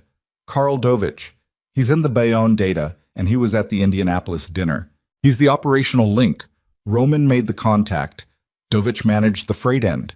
If we can get to Dovich before Roman's people do... Cassian said the name into his phone. Listened. Said something she couldn't catch. Listened again. He lowered the phone. She watched his face. What? She said. Dovich died, Cassian said. 3 days ago. House fire in Bayonne. Preliminary ruling is electrical fault. The car went quiet again. 3 days ago. Before Roman knew she hadn't left. Before Roman knew the frame was in danger. He hadn't killed Dovich as a reaction. He had killed Dovich as a precaution, as a scheduled removal, one of the contingencies she had known he'd have but hadn't been fast enough to account for. She pressed the heels of her hands against her eyes. Just for a moment. Just 3 seconds of not looking at anything. Then she dropped them. Luca, she said. Luca is still in the holding room. He photographed the Meridian meeting. He was there. If Roman used him to gather evidence, Luca was present for conversations, handoffs, exchanges that Luca could testify to. Luca will deny everything. Luca is 26 years old, and he is sitting in a room that belongs to Cassian Rourke, knowing that Cassian Rourke knows what he did, she said. He's not going to deny everything. He's going to do exactly what Bryce did. He's going to calculate the distance between what Roman can offer him and what you can, and he's going to choose the side that looks more survivable. She looked at Cassian, and right now that needs to be us. Cassian looked at her for a long moment. Fitch, he said, change of destination, the warehouse on Fulton. Fitch changed lanes without a word. The warehouse on Fulton was not a safe house. It was a logistics facility, legitimate, documented, used by Rourke Global Shipping as a domestic staging area for high-value cargo. It was also the only location Cassian maintained that had a dedicated secure communications room, soundproofed and shielded, where a conversation could happen with the absolute certainty that it was not being listened to by anyone who hadn't been invited into the room. Where Luca was being held, where, in approximately 18 minutes, they would either get what they needed or discover that the last available thread had come apart in their hands. The car moved through the city. Alara pulled up the manifests again, not because she needed to read them again, but because having them in front of her was the one form of control she still had, the one place where the evidence was clean and her hands were steady and the truth was legible. She read, she breathed, she kept her face neutral and her hands still. She did not think about the man in gray in the alley because thinking about him right now would not help anything, and unhelpful thinking was a luxury she couldn't afford. She almost made it. Her phone buzzed, another text from the 312 number, one word, careful. And then, immediately after, a second message, a photograph. This one not of Bryce. This one of Stefan's car, the car that had been sent to pick up the people Cassian had trusted most and bring them to a secondary location. The car was stopped at an angle in the middle of a street she recognized, the block behind Rourke Tower, the loading bay access road. All 4 doors were open. The car was empty. She stared at the photograph for 5 full seconds. Then she said, Cassian, Stefan. He looked at the phone. She watched his face. What she saw there was not rage, and it was not grief, and it was not the controlled blankness that was his armor. It was something older than all of those, something stripped, something that lived underneath all the construction, something that had been there before he was powerful, before he was feared, before he had learned to make his face into a tool. It was the face of a man who has just understood that the war has already started. How many people did Stefan have with him? Alara said. Quietly. 4. Cassian said. The ones I was most certain of. He set her phone down on the seat between them. The ones who knew the Fulton location. The car kept moving. Fulton Street was 12 blocks ahead. He has them, Alara said. Yes. Which means he knows where we're going. Yes. Which means it's a trap, Cassian said. The warehouse is a trap. He wants us to walk in. He leaned forward. Fitch, stop the car. Fitch pulled over on a side street she didn't know, engine running, wipers ticking against a light drizzle that had started somewhere in the last 10 minutes without anyone noticing. The 4 of them sat in the car. The city went on around them, indifferent and enormous, doing what cities do. Alara looked at Cassian. Cassian looked at the street ahead. Bryce held his hands folded in his lap like a man in a waiting room. He has your men, she said. He has the frame in place. The warrant is moving. Kellerman is activated. Dovich is gone. She said each thing cleanly, without drama, because drama was what you reached for when you didn't have a plan, and she needed a plan. And he's watching the warehouse. Yes, Cassian said. So we need to give him something to watch that isn't us. She thought, he needs us at the warehouse. He needs us in that room because that's where Luca is, and Luca is the last piece he doesn't fully control. If Luca talks to us before Roman gets to him, the frame has a hole in it, so he needs us to walk in there, and he needs Luca to be... She stopped. She said it. She made herself say it. Luca might already be dead. Cassian said nothing. And if Luca is dead, we have the manifests, we have my testimony, we have the email records, and the Netherlands server, and the Kellerman documentation. And Roman has a federal agent, 4 of your men, a manufactured frame, and a man in gray who has been following us for 3 hours. She looked at the rain on the windshield. The only way this works is if Roman is on a record, his own words, his own voice, admitting what he built. He won't do that willingly. No, she thought. But he'll do it if he thinks he's already won. She turned to face Cassian fully. If he thinks we walked into the warehouse and were contained, if he thinks I've been removed from the equation and you're isolated and the game is over, he'll talk. He'll explain it. Men like him always explain it when they think no one's recording. She paused. We need him to think he's won. Cassian looked at her. In the gray, drizzled light of a Chicago street, in a car that smelled like wet coats and adrenaline, with 4 of his men missing and a federal warrant naming the woman across from him as a criminal and a hired professional standing in alleys with her photograph in his pocket. What are you thinking? He said. I'm thinking, she said, that I walk into the warehouse, alone. The silence in the car was absolute. No, Cassian said. One word, completely flat. Listen to me. No. Cassian. She said his name the way she had learned to say it. Not as a correction, not as a challenge, as a contact. A hand reaching through something dark and finding purchase. He wants me there because I'm the evidence. And if I'm there and I appear to be alone and I appear to be out of options, he'll come. He can't resist coming. He needs to see it. He needs to know the frame is sealed. And when he comes, I'll have the transmitter, and I'll have the Port Authority security system feed that I hacked through the Bayonne research and can access from my phone, and I will broadcast every single word he says to every uncorrupted law enforcement contact you have, and to Patricia, who will be recording from her office, and to the Netherlands server, which does not care what Commissioner Hale thinks. She held his gaze. He built a mirror of me, she said. I'm going to use it. I am going to stand in the middle of his trap, and I am going to be the thing that breaks it. She paused. But I need you to be outside. Far enough that he doesn't know. Close enough that when I press the transmitter... I'll be there, Cassian said. He said it the way he had said you're never leaving. Not as a promise, as a fact of physics.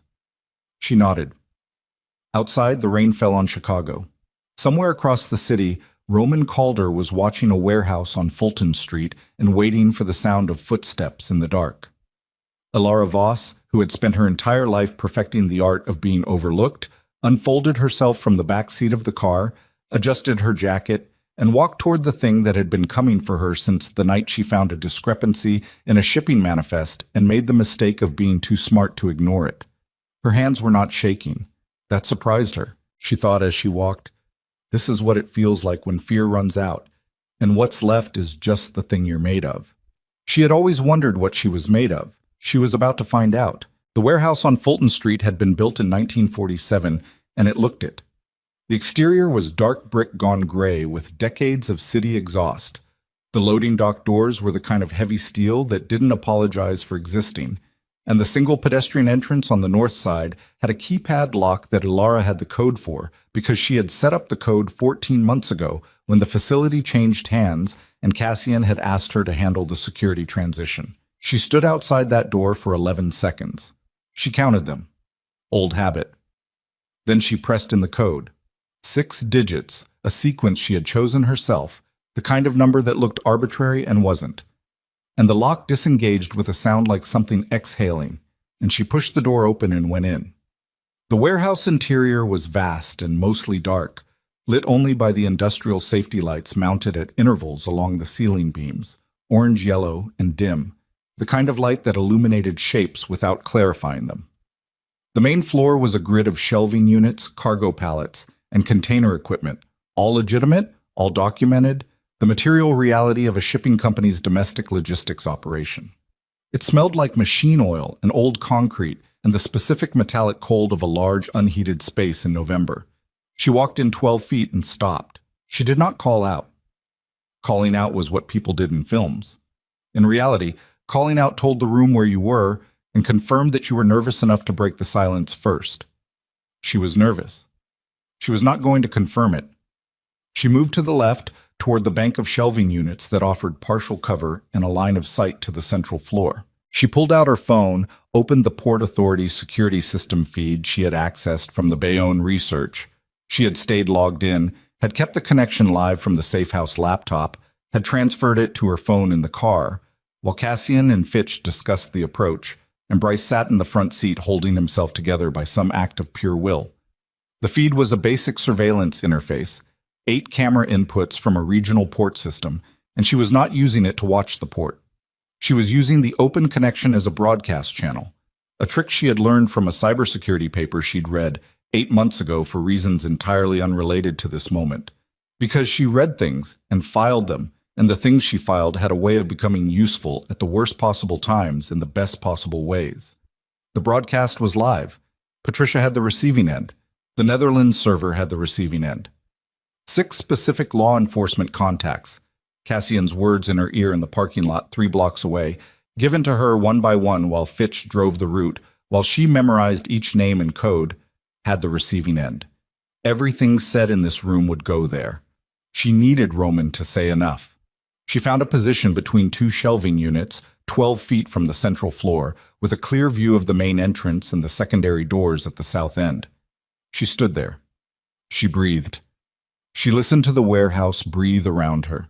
The creak of old metal, the distant sound of traffic, the specific acoustic quality of large, empty space. 3 minutes passed. Then the south doors opened. Roman Calder walked in with 2 men she didn't recognize, and one she did. A compact figure in gray who moved the way water moves, finding the path of least resistance, taking up no more space than he needed. Vasco. He was here. She had not known he would be here, and the knowledge arrived in her chest as something cold and practical. Not panic, just a recalibration of the variables. Roman was dressed the way he always dressed. Well. Dark suit, no tie. The kind of groomed ease that he had always worn like armor in the years she had watched him move through Cassian's world. He was 51, broad through the shoulders, with a face that was handsome in the specific way of men who had learned early that handsomeness was a tool and had used it accordingly. He was smiling, not widely, just a private, satisfied curve that sat at the corners of his mouth, like something he was trying not to show and not trying very hard. He stopped in the middle of the main floor. He looked around the warehouse with the specific quality of a man surveying something he considers already his. "Miss Voss," he said, his voice carried easily in the acoustic space. "I know you're here. I watched you come in on the entry camera." She stepped out from between the shelving units. Not quickly, deliberately. She walked to a position 12 feet from him and stopped, and she stood with her hands at her sides, visible, and looked at him. "Roman," she said. He looked at her the way she had always suspected he looked at her, like a problem that had been more persistent than it should have been and was now, finally, contained. "You came alone." "I came alone." "That's not what I would have expected from you. I had limited options." He tilted his head slightly. "Where's Cassian?" "Not here." "That's not an answer. It's the only one you're getting." She looked at the 2 men she didn't recognize, both large, both positioned with the specific deliberateness of men who are there as architecture, as a message about what the room contains. Then she looked at Vasco. He looked back at her with his forgettable face and his gray coat and his hands loose at his sides. "I didn't come here to negotiate," she said. "I came here because I need to understand something." Roman's smile shifted slightly, became more genuine, which was in some ways more dangerous. What do you need to understand? How long, she said.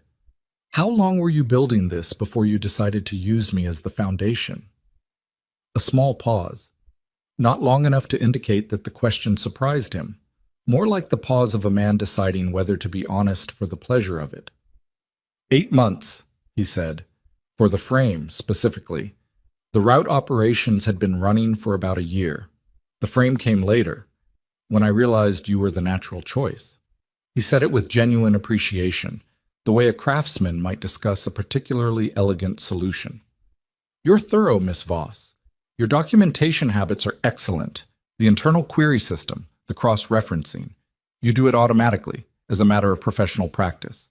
I knew that once you found the first discrepancy, you would build a complete file. A small shrug. I just made sure the file, when it was found, had your fingerprints on both sides. You let me build your frame for you. I gave you the material. You assembled it beautifully. He walked 2 steps closer, stopped. I've always respected your competence. I want you to know that. I don't want your respect, she said. I want you to tell me about Davich. Something moved behind Roman's eyes. Not guilt. She didn't think Roman Calder experienced guilt in any form she would recognize. More like the slight recalibration of a man who has had a variable named that he would have preferred left unnamed. Karl Dovich was a liability, Roman said. He was useful, and then he wasn't, and I handled it. These things happen. You killed him. I made a decision. His voice didn't change. The way I make all my decisions, based on what serves the outcome. And Cassian's men? Stefan and the others? Secured, Roman said. Not harmed. I'm not building a massacre, Miss Voss. I'm building a transition. There's a difference. He tilted his head again.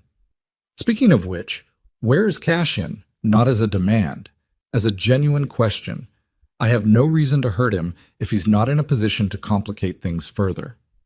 You've been trying to destroy everything he built for a year, she said. That sounds like a reason. I've been trying to take what should have been shared, Roman said, and for the first time something came into his voice that wasn't smooth, that had an edge under it, old and unhoned and jagged, in the way of things that have been kept sharp by long grievance. 14 years I built this operation beside him, managed his logistics, took his calls at 3 a.m, put myself between him and consequences that would have ended him twice over. And he never once looked at me as anything other than a function. A very useful function, but a function. He stopped. The edge retreated. The smoothness returned, but thinner now, like a coat of paint over something structural. I don't expect you to understand that. I understand it fine, Ilara said. I just don't think it justifies framing an innocent person. No, Roman said. But it makes it easier. He looked at her with something that was almost tired. What did you come here for, Miss Voss? Really? Not to understand. You already understand. Not to negotiate. You said so. So why are you standing in the middle of my warehouse having a conversation? She held his gaze. I wanted to hear you say it. Say what? All of it. Out loud. The route deviations, Triton Meridian Holdings, Dovich, the frame, Kellerman. I wanted to hear you explain it because you've been very careful not to put any of it in writing, and I needed... She saw him understand. She watched it happen. The sequence of comprehension moving across his face like a weather system, cloud by cloud. His eyes went to her phone. You're broadcasting, he said. Yes. To who? Everyone you haven't corrupted. She said it steadily. Which is more people than you think. Roman looked at her for a long moment. Then he looked at Vasco. What happened next happened fast. Fast in the specific way of things that have been planned in advance, where the speed is not spontaneous but released, like something that was always going to occur and was simply waiting for the right word. Vasco moved toward her. She pressed the transmitter. She didn't run. Running was what you did when you had space and time and somewhere to go. She had 12 feet between herself and Vasco, and she used 8 of them stepping backward and to the right, putting one of the heavy shelving units between herself and his direct line, and she said clearly and loudly into her phone, South Basin Terminal, Gate 7, the loading window. Bryce gave Roman Calder was November 3rd at 2 a.m. Roman Calder confirmed this personally. Roman Calder confirmed the Morello family connection through Carl Dovich of Triton Meridian Holdings. Roman Calder confirmed that Commissioner Hale's investigation was built on manufactured evidence with Agent Kellerman as the compromised federal contact. Vasco came around the shelving unit. She moved again, left, this time, into the open floor, because open floor was better than a corner and worse than an exit, and she was out of better options. He caught her arm. His grip was not violent. That was the thing. It was professional, controlled, the grip of someone who intended to move her somewhere rather than hurt her in place, which was in some ways more frightening because it meant he had a somewhere in mind, and she did not know where that somewhere was. She drove her elbow back into the space just below his ribs. She had learned to do that in a self-defense course she'd taken 7 years ago for reasons that had seemed academic at the time and now seemed prophetic. She had practiced it twice and then not thought about it for 7 years. Muscle memory was a strange thing. The move landed where she'd aimed it, and Vasco's grip broke not because she'd hurt him significantly, but because the break in his rhythm created a half-second in which she was able to step through and put 2 more feet between them. She kept talking into the phone. The manifests are on a Netherlands server. Access credentials are in the email chain Patricia Muir has been receiving since 6:45 this morning. The original shipping deviation data covers 47 pages, beginning with the Rotterdam contract from... One of the 2 men she didn't recognize stepped into her path. She stopped. Vasco behind her. Unknown man in front. Roman Calder 12 feet to the left, watching with the expression of someone who has decided that the current situation, while not ideal, is still recoverable. "Miss Voss," Roman said. "Please stop talking." She looked at him across the warehouse floor, in the orange safety light, with her heart doing something that was beyond rapid, and had entered into a kind of sustained percussion that she could feel in her teeth. "Everything you said in the last 90 seconds is already received," she said. "Stopping talking now doesn't change what's been broadcast." "No," Roman said, "but it changes what happens to you in the next 5 minutes." Silence. "Where's Cassian?" Roman said. Not a question this time.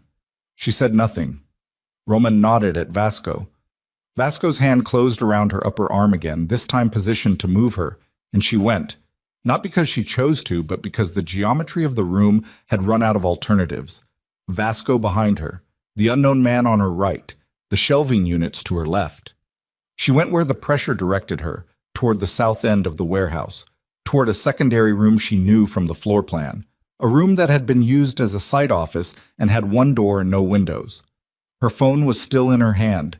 She didn't know if the broadcast connection was still live. She didn't know if Cassian had heard the transmitter signal. She didn't know if... The south doors blew open, both of them simultaneously, with the specific controlled force of people who knew how to open doors in a way that was a message before anything else. Fitch came through first, which surprised her. She would have put him as the one who stayed with the car. And then 2 men she recognized from Cassian's outer circle, men she had seen in passing for years, and whose names she knew from scheduling and whose faces she had never expected to feel so relieved to see. And then Cassian. He came through the door the way he moved through every room, like the room was already his, and the only question was what needed to be rearranged. He was not running. His face was the face she had seen in the safe house kitchen. Stripped, direct, older than it usually allowed itself to look. His eyes found her immediately. Did the rapid assessment.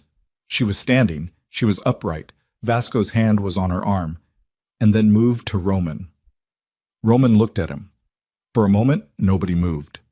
The warehouse held the specific stillness of a situation that has arrived at the point where everything it has been building toward must now discharge, one way or another, and the air before that discharge has a pressure to it that is almost physical. "Cassian," Roman said, and his voice had something in it she had not heard before.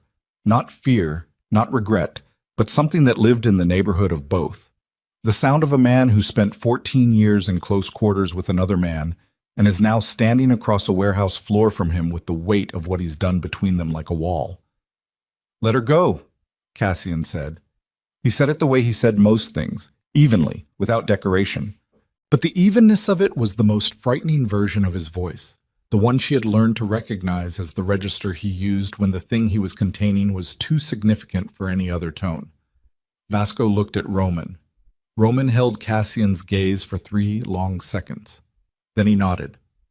Vasco released her arm. She stepped forward and to the left, putting herself out of the immediate space between the two sides, and she did not go to Cassian's side.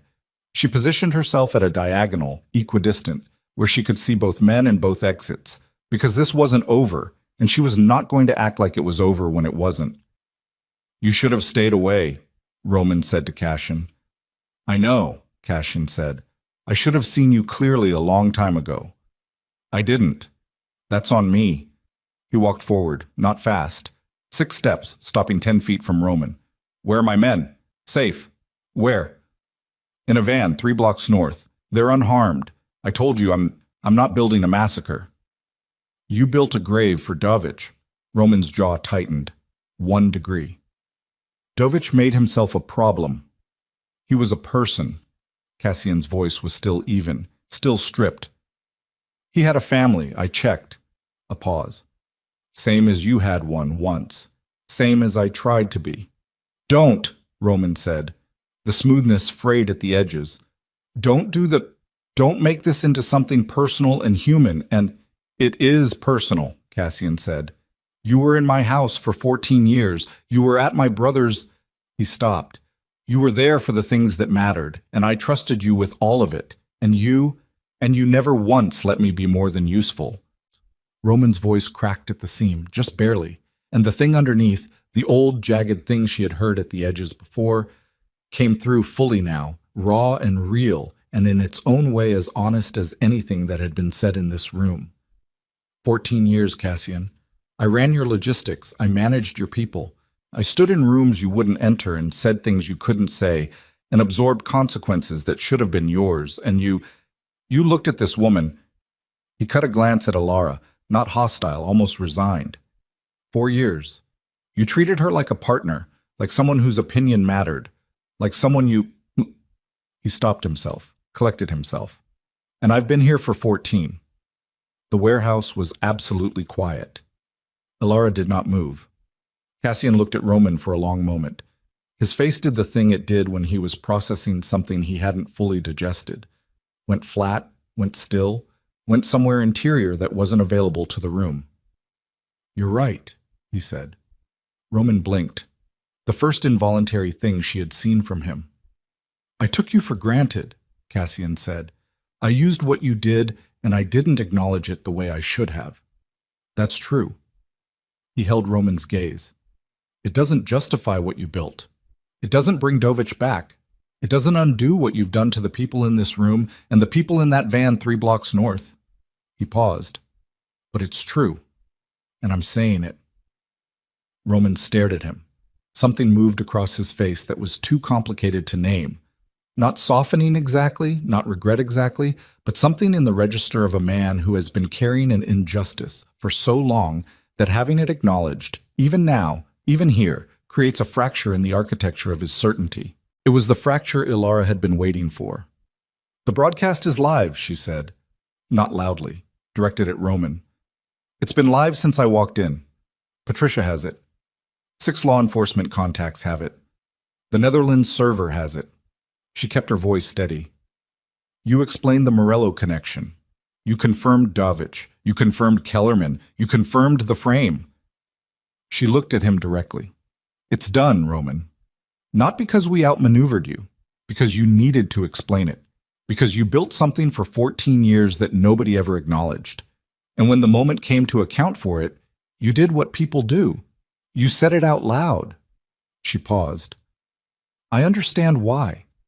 I'm saying that because I mean it, not because it changes anything." Roman looked at her. The smoothness was entirely gone now, had been gone since Cassian walked through the door, and what was under it was older and more tired and more recognizably human than anything she had seen from him in the 3 years she'd watched him move through Cassian's world. "Smart," he said, quietly. "The whole time.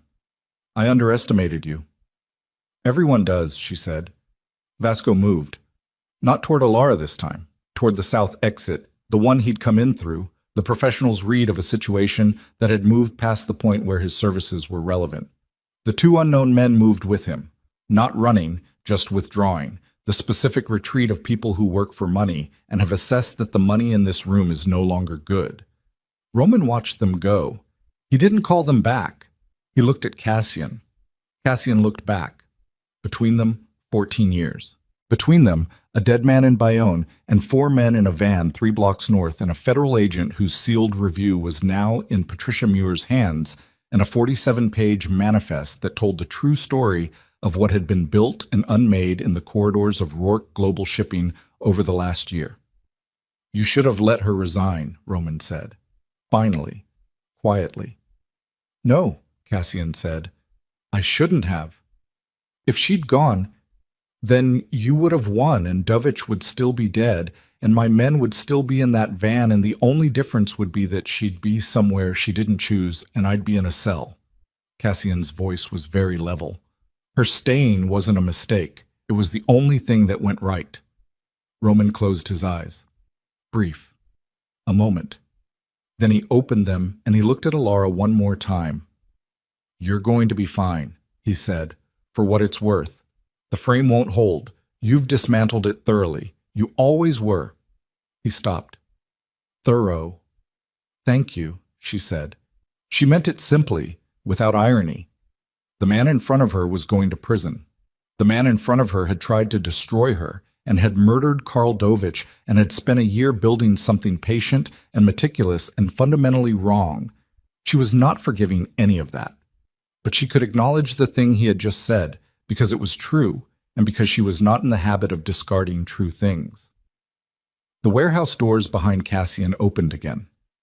3 men she recognized from Cassian's inner circle, and behind them, moving with the particular careful authority of people who had just been given coordinates and had arrived to find the situation in a configuration they were still assessing. 2 men in plain clothes who showed badges without being asked, and who looked at Alara and then at Cassian and then at Roman Calder with the trained attention of people who had been listening to a broadcast for the last 11 minutes and had the specific expression of people who had heard enough. "Roman Calder," the first one said. Roman looked at him. "Yes." "We need you to come with us." Roman put his hands out. Not the gesture of a man surrendering, but the gesture of a man who has decided this is the next step and is taking it without being forced. His hands were steady. His face was composed. Even now in this, he was contained. He walked toward the door. He passed Cassian at a distance of 3 feet. He did not stop, but he turned his head just slightly and he said, low, not for the room, just for Cassian. "It should have been different." Cassian looked at him. "Yes," he said. "It should have." Roman kept walking. The doors closed behind him. The warehouse was very quiet. The orange safety lights buzzed. The city sat outside the brick walls doing what it did, enormous and indifferent and entirely unaware. Alara stood in the middle of the main floor. She became aware, in the immediate aftermath of the door closing, of the specific inventory of her body. Her arm, where Vasco had gripped it, would bruise. She could already feel the future bruise taking shape under the skin. Her heart was doing something that was not yet normal, but was moving in that direction. Her hands were shaking, finally, now that there was room for them to shake. She looked at her phone. The broadcast connection was still live. She ended it. She looked at Cassian. He crossed the floor to her. Not fast. That same unhurried walk that was its own statement, the walk that said the room bends to me and not the reverse, except right now it didn't look like a statement. It looked like a man walking toward the one thing in the room he cared about reaching. He stopped in front of her. He looked at her face. The methodical scan, arm, hands, face, that was his version of, "Are you all right?" asked without the words. "I'm fine," she said. He looked at her shaking hands. "Mostly fine," she said. He reached out and put his hand over hers, both of hers, stilling them. Not a grip, just presence, weight and warmth and the simple physical fact of being held still by someone who intended you to stay. She let herself be still. "The men in the van," she said after a moment. "Fitch is getting them," he said. "They're fine." "Stefan?" "Stefan is going to be very angry with me for leaving him out of this," Cassian said.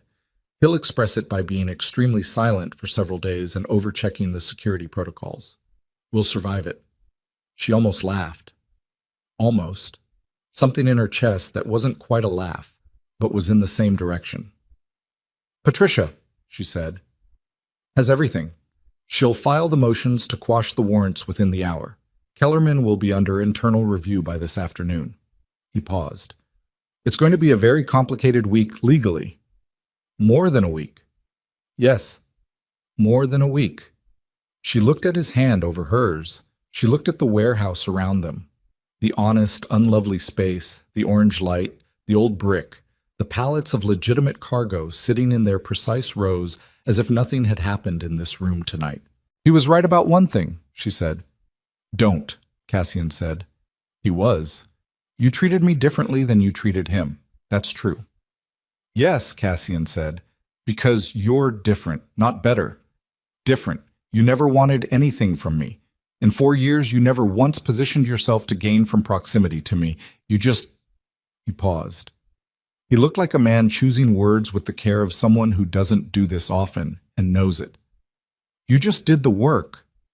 You did it honestly, and you did it well, and you never asked me for anything except to be treated like a person who mattered. And it took... He stopped again. It took me too long to say that plainly. She looked at him, the warehouse, the orange light, his hand over hers. We're not done, she said. The docks. The shipment is still scheduled. Whoever Roman's contact is on the Morello receiving end, I know, he said. We have 4 hours before the loading window, and I have people who are not in a van anymore. Something in his face shifted. The stripped quality gave way to something more directed, the transition from the personal back into the operational, which was a thing she had watched him do many times and which always looked like a man putting on armor one piece at a time. He released her hands. She straightened. She rolled her shoulders. She felt the bruise on her arm, the specific exhaustion behind her eyes, the 42 hours of accumulated decision and fear and effort sitting in her body like sediment. She picked up her phone. She pulled up the South Basin terminal schematic on the screen. Gate 7, loading dock, water on 3 sides. We have 4 hours, she said. Yes, Cassian said. Then we should go. Outside, Chicago waited, cold and indifferent and enormous in its gray November skin. The docks were south of where they stood, past the river, past the old neighborhoods, where the water was black and the cargo lights swung in the wind, and the last act of everything Roman Calder had set in motion was waiting to play out in the dark. Alara Voss, who had never in her life thought of herself as someone who walked toward things like that, walked toward the door. Cassian walked beside her. Not ahead of her. Beside her. She noticed. She filed it away. Later, she would come back to it. Right now, there was still everything left to finish, and the clock was moving, and the water was waiting, and 4 hours was less time than it sounded when everything you had left to do lived inside it. She pushed open the door and stepped out into the Chicago night, and the cold hit her like something honest, and she walked into it without breaking stride, and somewhere to the south the docks sat in the dark, with their cargo lights swinging in the wind, waiting for the thing that was already on its way. The South Basin terminal sat at the edge of the city like something the city had forgotten it owned. A working port in the old sense, none of the renovation money that had touched the lakefront further north. Just concrete and steel and the specific smell of industrial water that was not quite lake and not quite river, but something that existed in the negotiation between the two. The loading cranes stood against the sky like the skeletons of things that had never been alive, and the cargo lights swung on their cables in the November wind off the water, throwing moving shadows across the dock floor that made everything look like it was breathing. Gate 7 was the southernmost entry point of the South Basin complex. Single access road in, chain link perimeter on the land side, water on 3 sides. Lake Michigan pressing dark and cold against the concrete pilings below. The loading dock itself was a 60-foot platform with 4 hydraulic lifts and enough overhead clearance for container equipment. At 2 in the morning, it would be empty of legitimate workers and full of the specific silence that belongs to industrial spaces between shifts, the silence of machines at rest. It was 10:47 p.m. They had 3 hours and 13 minutes. Cassian's car, not Fitch's this time, a different vehicle that Stefan had sourced in the 20 minutes since being extracted from the van, because Stefan's particular expression of anger was to become immediately and comprehensively useful in ways that made it impossible to address the anger directly. Moved south through the city with Stefan driving and Alara in the back seat with her laptop open and the terminal schematic on the screen. Cassian was on the phone beside her. He had been on the phone, in rotation, since they left the Fulton warehouse. She tracked the calls by their content. The first had been to Patricia, who had filed the emergency motions and was reporting that the Kellerman internal review documentation had reached two specific federal judges who were, in Patricia's measured phrasing, taking it seriously, which in Patricia's vocabulary meant that things were moving. The second call had been to a man she didn't know whose voice she could hear as a low register through the phone. Serious, terse, the specific vocal quality of someone who worked in law enforcement and was choosing their words with the awareness that they might be asked to account for them later. The third call had been brief, 2 minutes, and Cassian had ended it and sat in silence for 30 seconds afterward in a way that told her either very good news or very bad news had been delivered. "What?" she said. "The Morello receiving contact at the dock," he said. "His name is Tavio Brenk. He manages the South Basin overnight logistics for a shell company that the DEA has had flagged for 14 months, but hasn't moved on because they were building the larger case." He paused. "They're willing to let the transfer proceed tonight with federal eyes on it, document the receipt, and make the arrest after the handoff is confirmed." She processed this. They've been waiting for an opportunity to catch Brink in the act. Roman's shipment was the opportunity. They just didn't know it was Roman's until they started listening to the broadcast from the warehouse. A pause. "Apparently Kellerman's involvement has accelerated certain decisions at the federal level that had been moving slowly. Kellerman gave them the Morello connection from the inside," she said. "And now that Kellerman is compromised, the people above him want to close the case before his involvement gets attributed to the whole office." "Institutional self-preservation," Cassian said. "It has its uses." She looked at the schematic. Gate 7, the access road, the perimeter. "They'll have people in position before 2? "They'll have people in position by midnight. I'll have people in position by 11:30. He looked at the schematic over her shoulder. "The receiving vessel is registered as a Baltic cargo hauler called the Meridian Star. It'll anchor in the outer basin and send a tender to the dock. The transfer is containers, 3 of them, flagged in the manifest as machine parts." "They're not machine parts." "No. Weapons components, based on what Bryce confirmed from the documentation Roman had him sign off on." He paused. "Bryce is going to need to make a statement. All of it. Roman, the coercion, the schedule, everything." "He will," she said. She thought about Bryce in the front seat of Fitch's car, holding himself together. "He's been holding this for 3 months. He'll be relieved to put it down." The car moved south. The city thinned on either side of them, from dense commercial to light industrial to the specific open quality of port-adjacent neighborhoods, where the buildings were lower and the streets were wider and the smell of the water began to reach even through closed windows. Alara closed the laptop. She looked out at the city passing, and she let herself, for the first time in 48 hours, think about what came after tonight, rather than just tonight itself.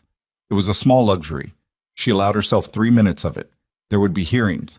Patricia had already outlined the likely sequence: the warrant challenges, the federal investigation into Kellerman, the civil case around the manufactured documentation that named Alara as a person of interest. That case was, in Patricia's estimation, so clearly built on fabricated evidence with an identifiable source that it would be resolved in Alara's favor within 60 days. Resolved was Patricia's word. Alara understood it to mean expensive and exhausting and ultimately survivable. Roman would be charged. The specifics were still assembling themselves: the Morello connection, Dovich, the coercion of Bryce, the Kellerman arrangement, the manufactured federal investigation. But Patricia had said, in the flat voice she used for things she considered settled, that Roman Calder would not be practicing whatever it was he'd been practicing for 14 years, from any location that wasn't a cell for the foreseeable future. Rourke Global Shipping would undergo a structural review. That was unavoidable. The route deviations, the shell company operations, the documented connection between the company's logistics infrastructure, and an active federal investigation into Morello family operations. Cassian knew this. He had not said it explicitly, but she had heard it in the specific quality of his silence on the third call, the 30-second silence after he ended it. The company would survive the review. She believed that. She had spent 4 years in its infrastructure, and she knew what was real and what Roman had built in the margins of it. And what was real was substantial and legitimate, and, in its foundation, something that could be rebuilt into exactly what it appeared to be on the surface. That would be work. Long, unglamorous, document-heavy work. She was good at that kind of work. She opened the laptop again. She had 3 hours and 13 minutes, 2 hours and 58 minutes now, and there were things she could do at that time. She started doing them. They arrived at the outer perimeter of the South Basin Terminal at 11:22 p.m. Stefan parked on a service road 200 meters from Gate 7, behind a maintenance building that provided visual cover and a clear line of sight to the access road through the chain-link perimeter. The federal team was already in position. She knew this not because she could see them, they were good enough that she couldn't see them, but because Cassian's phone had received a confirmation code at 11:15 that meant the federal contact was deployed and holding. Cassian's own people arrived in 4 vehicles over the next 20 minutes. She watched them come in. She recognized Stefan coordinating the positions through a brief exchange on the service road, pointing out angles and entry points with the specific efficiency of someone who had done this before in other situations she had never been present for and which she had, over 4 years, learned not to ask about directly. The men took their positions. They were quiet. They were practiced. They moved like people who understood that noise was information given to the wrong recipient. Alara stayed in the car. She had the Port Authority system feed back up on her phone, not broadcasting now, just monitoring. The South Basin Terminal had 6 active cameras, 3 of which covered the Gate 7 approach and dock area. She could see the dock in real time. Empty concrete, swinging cargo lights, the dark water beyond the platform edge, the outer basin where the Meridian Star would eventually anchor. At 11:58 p.m., the ship appeared on the outer basin feed. Moving slowly, running lights minimal, the deliberate approach of a vessel that wanted to arrive without announcing itself. She watched it anchor. She watched the tender go over the side, a rigid-hulled inflatable with a low engine note that the wind off the water would scatter before it reached shore. 12:14 a.m. The tender reached the dock. 3 men got out. She couldn't see faces from the camera angle, but body language and build told her professional, armed, cautious. The kind of cautious that was not fear but training, the awareness of exposure that came from moving cargo that was not what the manifest said. 12:19 a.m. A vehicle appeared on the access road to Gate 7. Lights off, moving slowly. It stopped at the gate. Someone got out, used a keycard on the gate lock. The keycard Bryce had been told to have copied and delivered to Roman's contact 3 weeks ago. The gate opened. Tavio Brink. She thought it was Brink. The build matched what Bryce had described. Medium height, heavy through the shoulders, a way of moving that covered ground without looking like it was hurrying. He walked to the dock, and the 3 men from the tender came to meet him, and there was a brief exchange she couldn't read from the camera, just shapes in orange cargo light. She texted Cassian. "They're on the dock. 4 contacts visible." His reply came in 8 seconds. "I see them. Hold." She held. 12:27 a.m.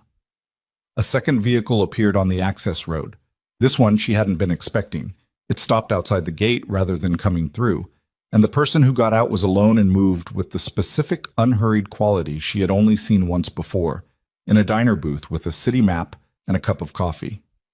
Vasco. Her hands went still on the phone. She texted Cassian immediately. "Vasco. Outside the gate. Alone. 40 seconds. No reply. She looked at the camera feed. Vasco was standing outside the gate, not moving toward it, not trying to enter.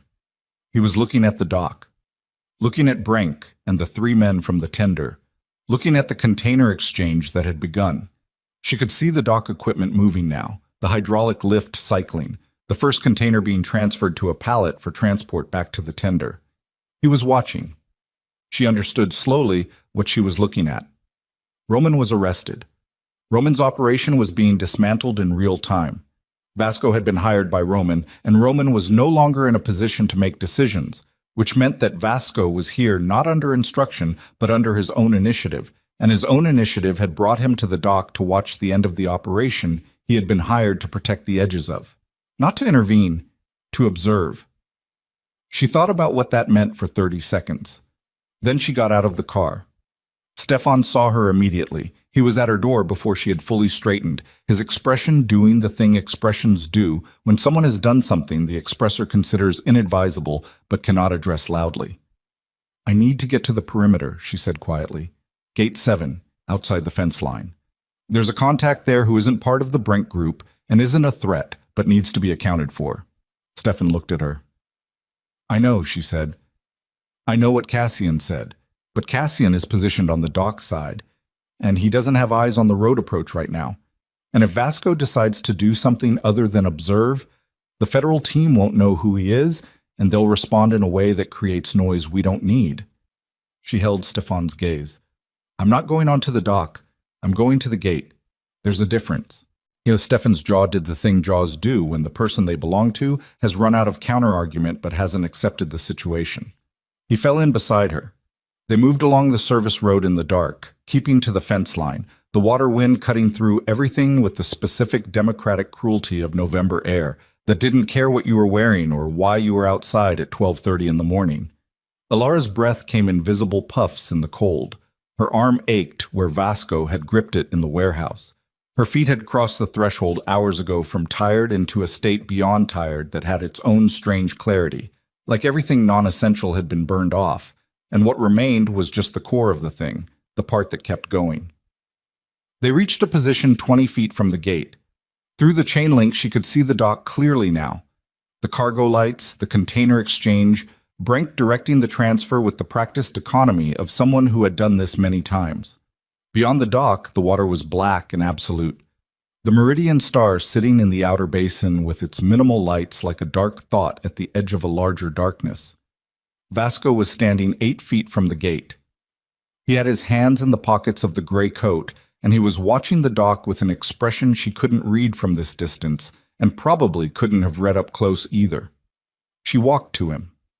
He heard her coming. She saw his shoulders adjust slightly, the micro-movement of someone registering an approach without turning to look. He turned when she was 6 feet away. He looked at her. She looked at him. "You're not here to stop anything," she said, quietly. He looked at her for a moment. "No," he said. "Then what?" He looked back at the dock. 14 years ago, I did a job for Roman Calder that I wouldn't do today. The industry was different. He paused.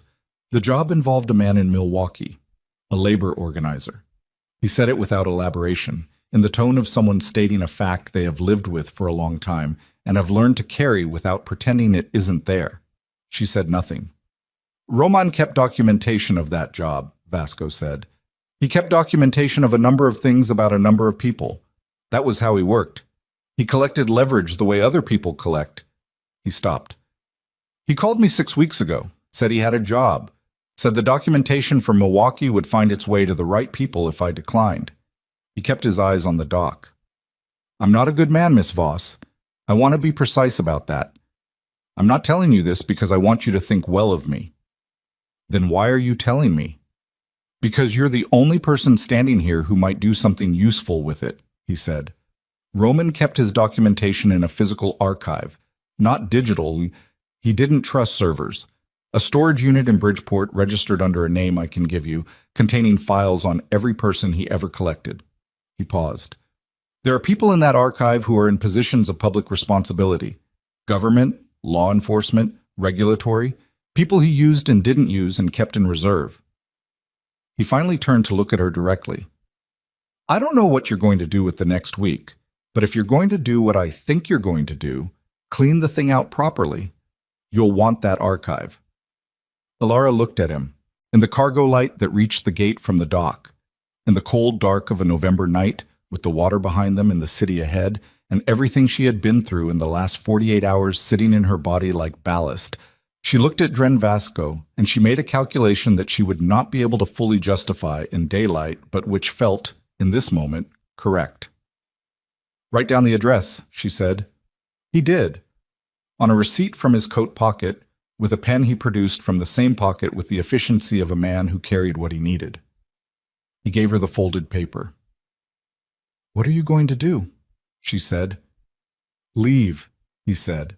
"I'm very good at leaving." She believed him. She stepped back. He turned and walked north along the service road, unhurried, his gray coat absorbing the dark around him until he was not distinguishable from the night itself. She watched until she was certain he was gone. Then she turned back to the dock. And the dock erupted. Not explosively, not gunfire, not the cinematic violence of things falling. It was fast and controlled and brutal in the specific way of a professional operation executing a pre-planned sequence. The federal team came from two directions simultaneously.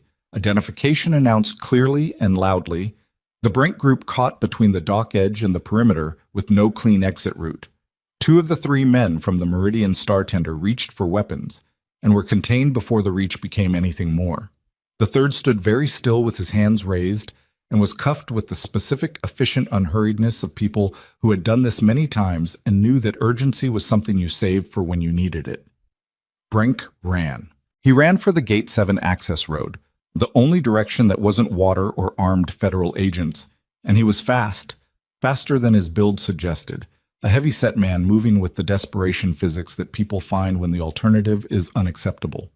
He hit the gate. The keycard was in his hand. He swiped it. The gate clicked. And he came through running, and he ran directly into Stefan, who had moved to the road approach in the 40 seconds since Alara had been talking to Vasco, who was 3 inches shorter than Brink and made of something considerably harder, and who stopped Brink with the kind of economy that comes from long practice and complete commitment. Brink went down. Stefan stood over him. 2 federal agents came through the gate 30 seconds later.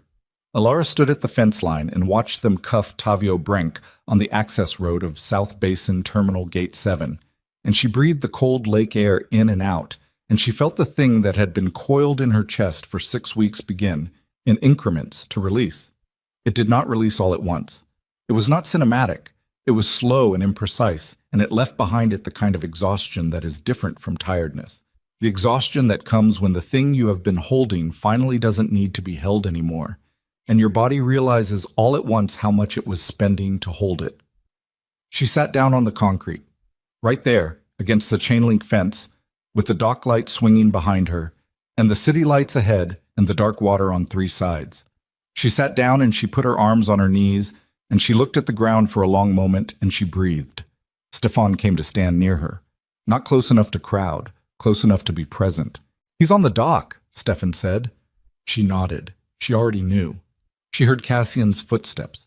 She had learned them over 4 years, the specific tempo of that unhurried walk, and she heard them now on the concrete, and she didn't look up until he crouched in front of her, getting down to her level, his forearms on his knees, his face 6 inches from hers in the dock light. "Are you hurt?" he said. "No," she said. He looked at her the way he had in the warehouse, the complete scan, the methodical inventory. He found the bruise on her arm. His jaw tightened. 1 degree.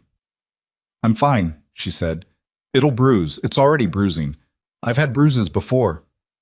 "Not from someone I hired to have you Stop," she said, quietly. "You didn't hire him. Roman hired him. Those are different things." She held his gaze. "You need to stop carrying what Roman did as if it belongs to you." Something in his face shifted. The tightness didn't entirely leave, but it changed quality, from self-directed to something less certain. "He was mine to see clearly," Cassian said. "I should have. You trusted someone you worked beside for 14 years. That's not a failure of judgment. That's a human being in a human situation." She held his gaze. "You can spend the next year going back through 14 years of interactions and finding every moment where you should have seen it. I'm asking you not to." "Why?" "Because you have a company to rebuild and people to take care of and a federal review to navigate, and you don't have space for 14 years of second-guessing, and because—" She stopped. He waited.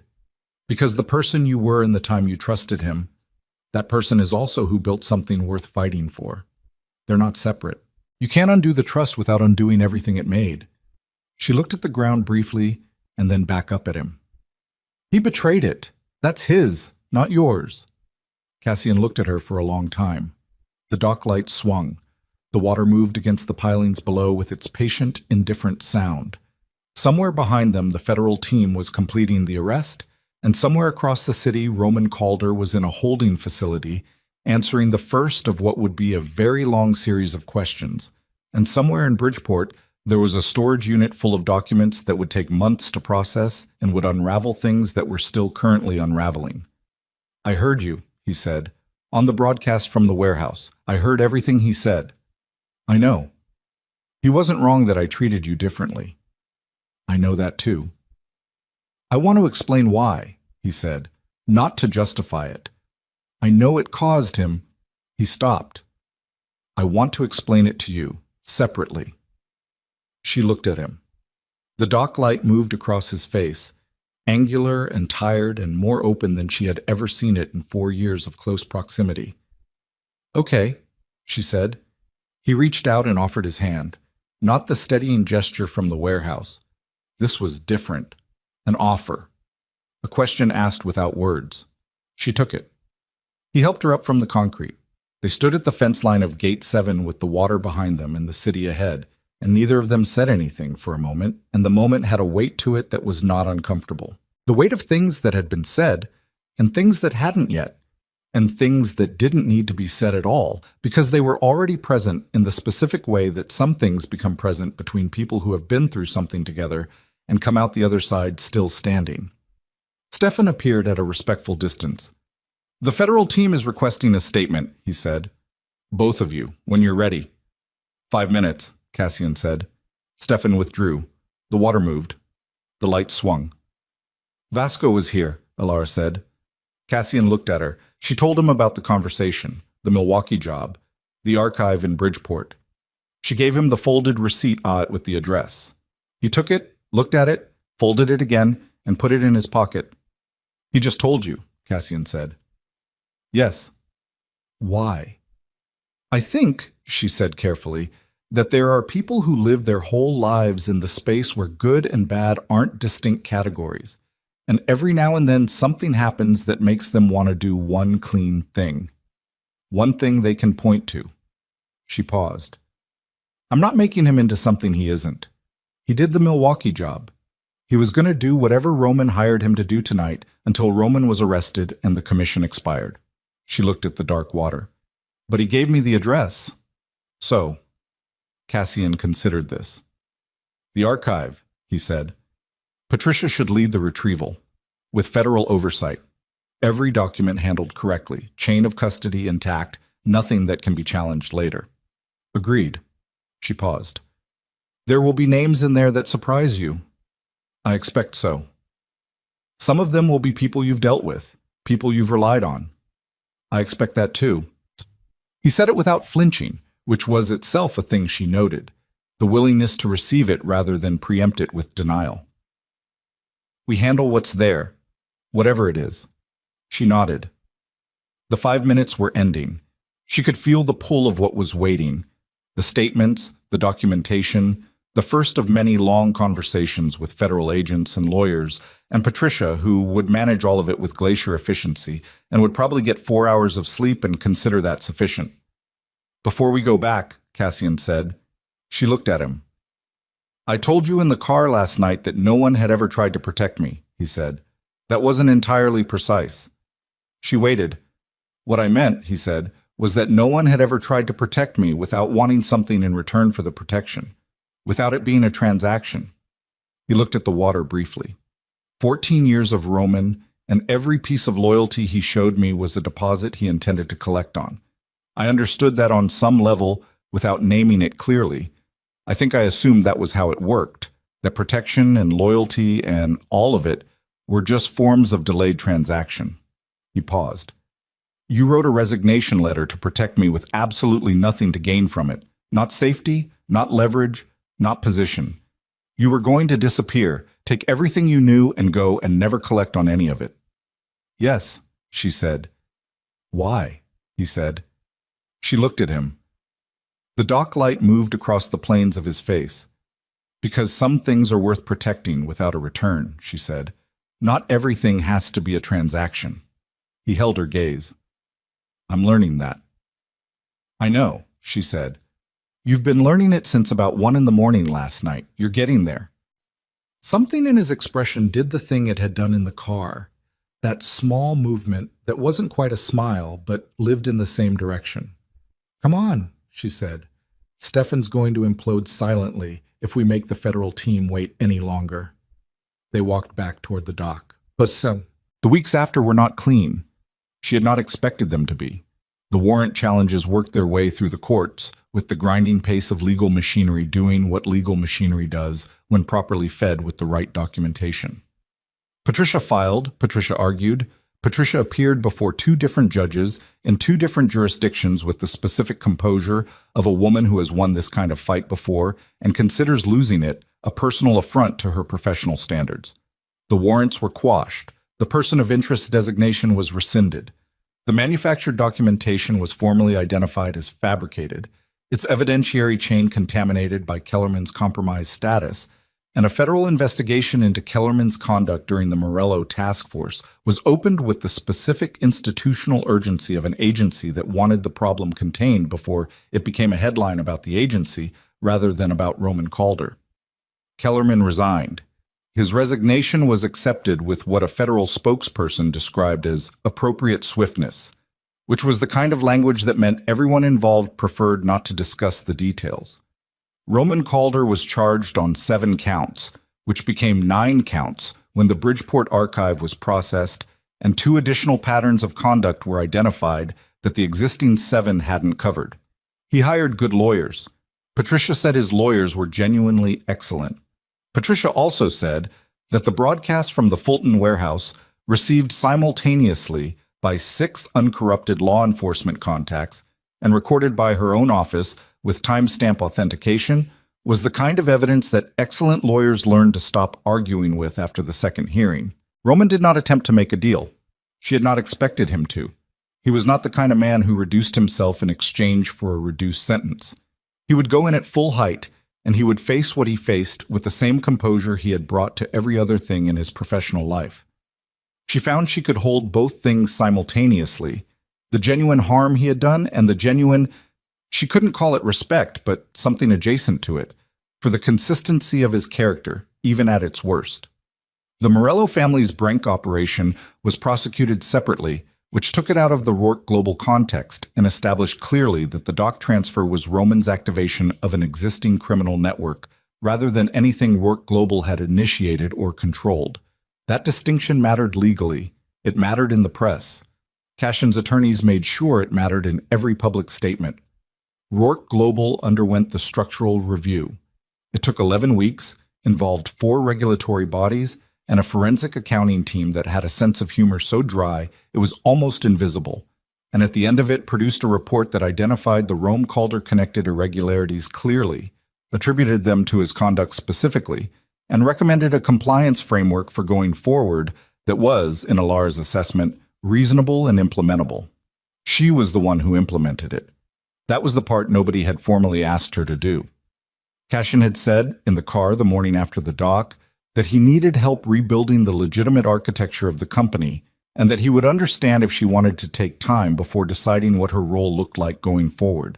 She had told him she didn't need time. She had told him what she wanted the role to look like, and she had been precise and direct about it in a way she had not been about most things in her professional life, because imprecision about important things had stopped seeming like humility and had started seeming like a luxury she could no longer afford.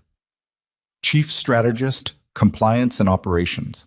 She wrote the job description herself. Cassian read it. He didn't negotiate. He signed. 2 months and 9 days after the night at South Basin Terminal, Alara arrived at her office on the 38th floor of Rourke Tower at 7:42 in the morning and found Cassian already there. This was not unusual.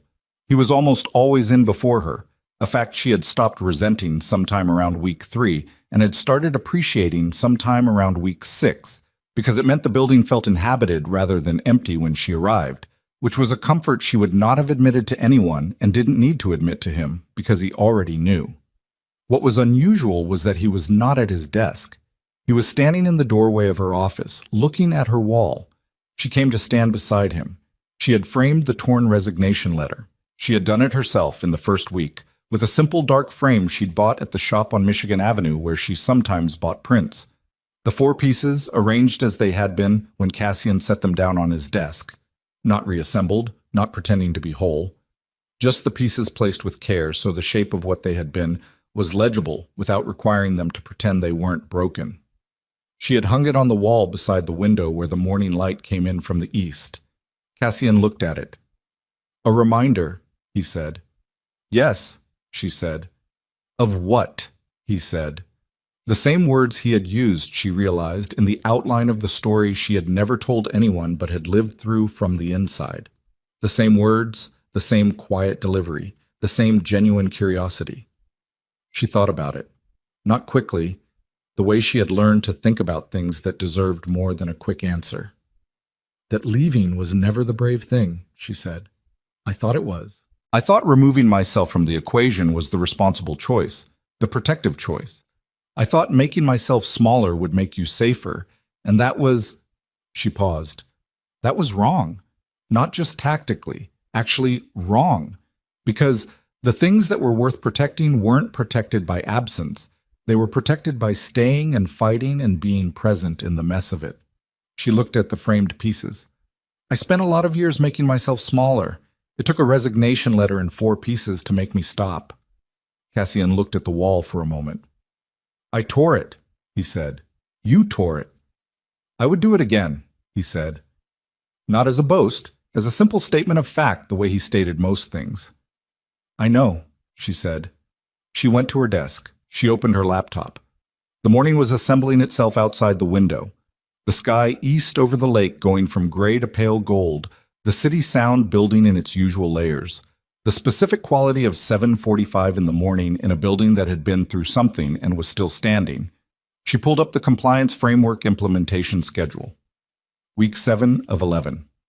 The forensic accounting team was completing their final review of the North Side port operations, Bryce's territory, which Bryce was managing with the specific dedication of a man atoning for something and not calling it atonement, but showing it in every early morning and every careful decision. "The Rotterdam contract," Cassian said from the doorway. He hadn't moved. "The original one. The one all of this started with. The Port Authority has tentatively approved a renewed filing." She looked up.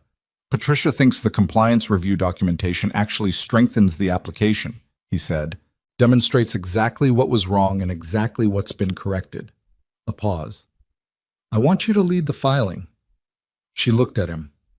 In the morning light coming through the window, in the office that still smelled faintly of plaster from the renovation they'd done to her wall after the old security system was removed, Cassian Rourke stood in her doorway and looked at her the way she had learned, slowly, over months, in accumulated increments, to receive rather than deflect.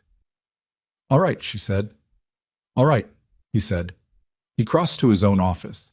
She heard him settle, the specific sound of him at his desk, the brief silence before the first call of the day, the particular quality of a morning that was beginning the way mornings were supposed to begin, with work to do and the right people to do it with. She looked out the window at the lake, at the water she had stood beside 2 months ago in the cold dark with her hands shaking and 6 weeks of fear running out through her feet into the concrete. The water was different in morning light, not black and absolute, but layered, moving, genuinely gray-blue with 1,000 internal variations, the kind of surface that looked flat from a distance and was, up close, endlessly complex. She had not thought of herself, before all of this, as someone who walked toward difficult things. She had thought of herself as someone who managed difficult things from a careful distance, who prepared for them, documented them, organized the response to them, but who kept herself behind the glass of professional precision and did not let the difficult things have direct access to the person underneath. She thought about the warehouse on Fulton Street. She thought about stepping out from between the shelving units and saying Roman and meaning it. She thought about sitting on the concrete at Gate 7 with the water behind her and not trying to get up right away, just sitting, just letting the ground be the ground for a moment. She thought about Cassian crouching in front of her, the offer of his hand. She had taken it. She had let herself be helped up. That, she thought, was the harder thing. Not walking toward the difficult thing, being willing to be helped with it. She was working on it. Her phone lit up. Patricia, with the morning's first update on the Roman Calder proceedings. She read it. She made 3 notes. She sent 2 replies. She pulled up the Rotterdam filing template. She worked. Across the hall, Cassian's first call of the day began. She could hear his voice at a distance, calm, direct, the specific register he used for calls that were important without being urgent. She did not try to hear the words, she just heard the voice, and it was enough to confirm that the building was inhabited, that the work was continuing, that the thing worth protecting was still here and still standing.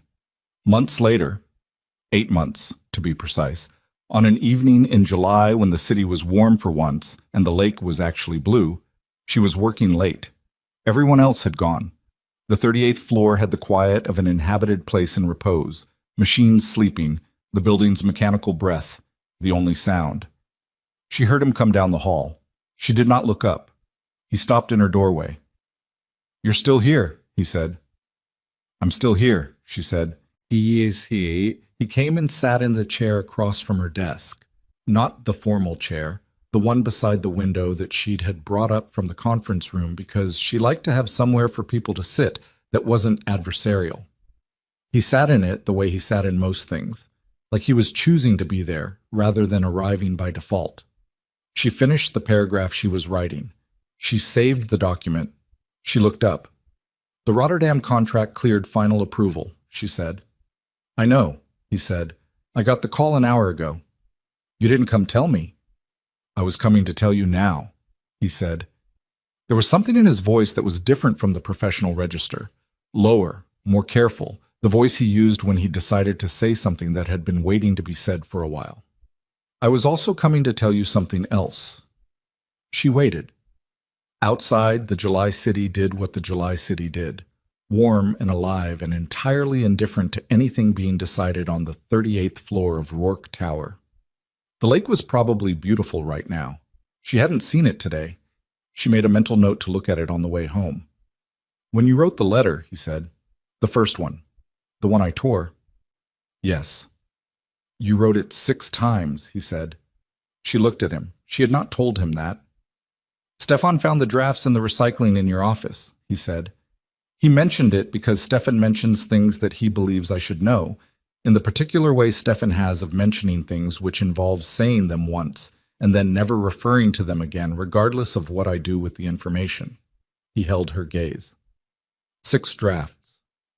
"Yes," she said. "You kept starting over." "I kept getting the tone wrong," she said. "Too explanatory, too emotional, too—" She stopped. "I wanted it to be clean, professional, nothing that could be used." "Against me," he said. "Against either of us." He was quiet for a moment. "You were protecting us," he said, "even in the letter, even when you were trying to leave." She looked at him. The evening light through the window was the specific quality of late July light in Chicago, warm and almost horizontal, the kind of light that made everything it touched look like it was being regarded with affection rather than just illuminated. "I suppose I was," she said. He looked at her the way he had looked at her at the dock, direct, stripped, the face that wasn't armor. "I don't want you to do that anymore," he said. She frowned slightly. "Protect you?" "Protect me at your own expense," he said, "without telling me, without letting me—" He paused. He chose the next word carefully. "Without letting me be in it with you." She understood what he was saying.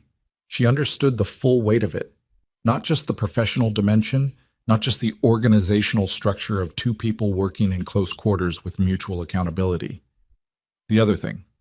The thing that had been present in the space between them since the night in the safe house kitchen when he had said no one has ever tried to protect me before, and she had filed it away to come back to and had been coming back to it, in small ways, every day since. "That's a significant thing to ask," she said. "I know. It requires—" She stopped. Started again. "It requires me to not make myself small, to actually let you see the situation rather than managing what you see of it. Yes, he said. I'm working on that, she said. In general, not just with you. I know, he said. I've watched you working on it. She looked at him. Have you? For 8 months, he said. Very carefully.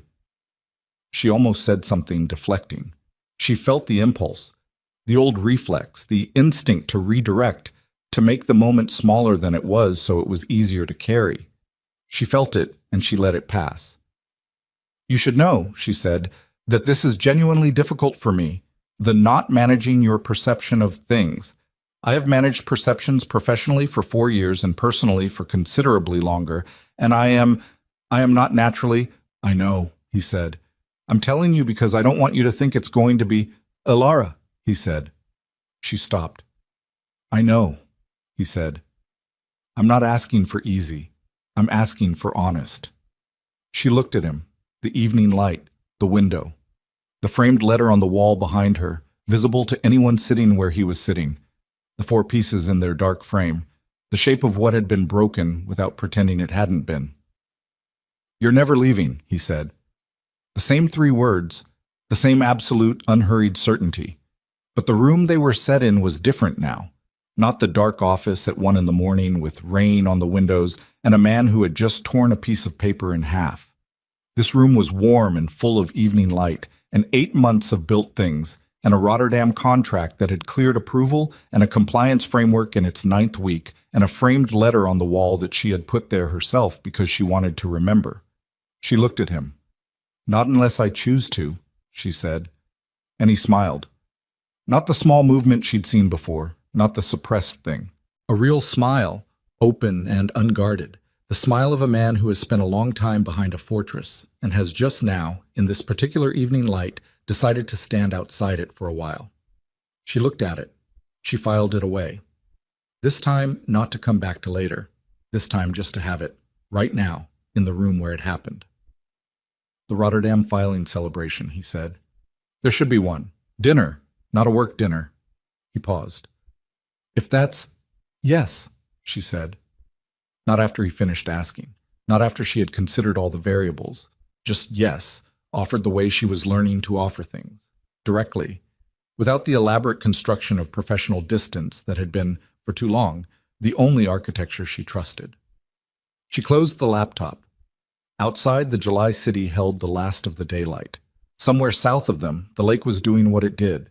Moving, complex, endlessly various, the kind of surface that looked one way from a distance and revealed itself completely differently up close. She had been meaning to go look at it all day. Let's walk first, she said. To the lake. He stood. All right. She picked up her jacket from the back of her chair. She looked at the framed letter on the wall one more time. The 4 pieces in the evening light. A reminder, she had told him, that leaving was never the brave choice. Staying and changing everything was. She had changed things. She was still changing things. That was, she had come to understand, not a project with a completion date. It was a practice, a daily decision, a choosing over and over to stay in the room and do the work and let the right people see the actual situation rather than the managed version of it. She was getting better at it. She turned off the office light. They walked out together into the hall and the elevator and the lobby where Martin was on his overnight shift and said good evening to both of them with the particular warmth of someone who had been watching a situation develop for 8 months and was pleased with its direction, and out through the glass doors into the warm July night, where the city was alive and enormous, and the lake was 3 blocks east, and the air smelled like summer and water, and the specific Chicago smell that was unlike anywhere else. They walked east. The lake, when they reached it, was exactly what it always was, vast and moving and genuinely indifferent to the people standing at its edge, which was, Alara had come to believe, one of its best qualities. The water didn't care what she had been through. It didn't regard her differently for having survived it. It just moved, the way it had always moved, the way it would keep moving long after everything she was currently responsible for had been resolved or superseded or simply become part of the sediment of time. She stood at the edge of the path above the waterline and looked at it. Cassian stood beside her, close enough to be present, not asking anything of the moment except what it already was. She thought about 6 drafts of a resignation letter. She thought about a man who tore it in half and said 3 words with the absolute certainty of gravity. She thought about a safe house on Paulina Street, and a photograph through a window, and a phone call at 6:47 in the morning, and a warehouse on Fulton Street, and a dock in the dark, and her hands on the concrete and his hand reaching down. She thought about the framed letter on her wall. She thought, this is what it looks like when you stop making yourself small. It looks like standing at a lake in July next to a person who asked for honest and meant it. And it is harder than most things and better than all of them. She breathed the lake air. Ready? Cassian said. She looked at the water one more moment.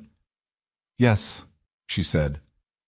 They turned and walked back into the warm city night, and the lake kept moving behind them, patient and absolute, and the lights of Chicago assembled themselves into the particular constellation of a July evening, and somewhere in the distance a bridge opened over the river to let something large pass through, and the city rearranged itself briefly around the passage and then closed back into its usual shape, the way cities do, the way everything does when it has enough structural integrity to sustain an opening without falling apart.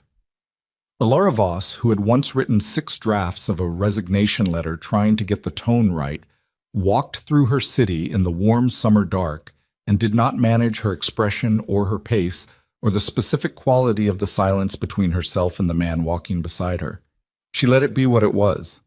That was enough. That was, in fact, everything.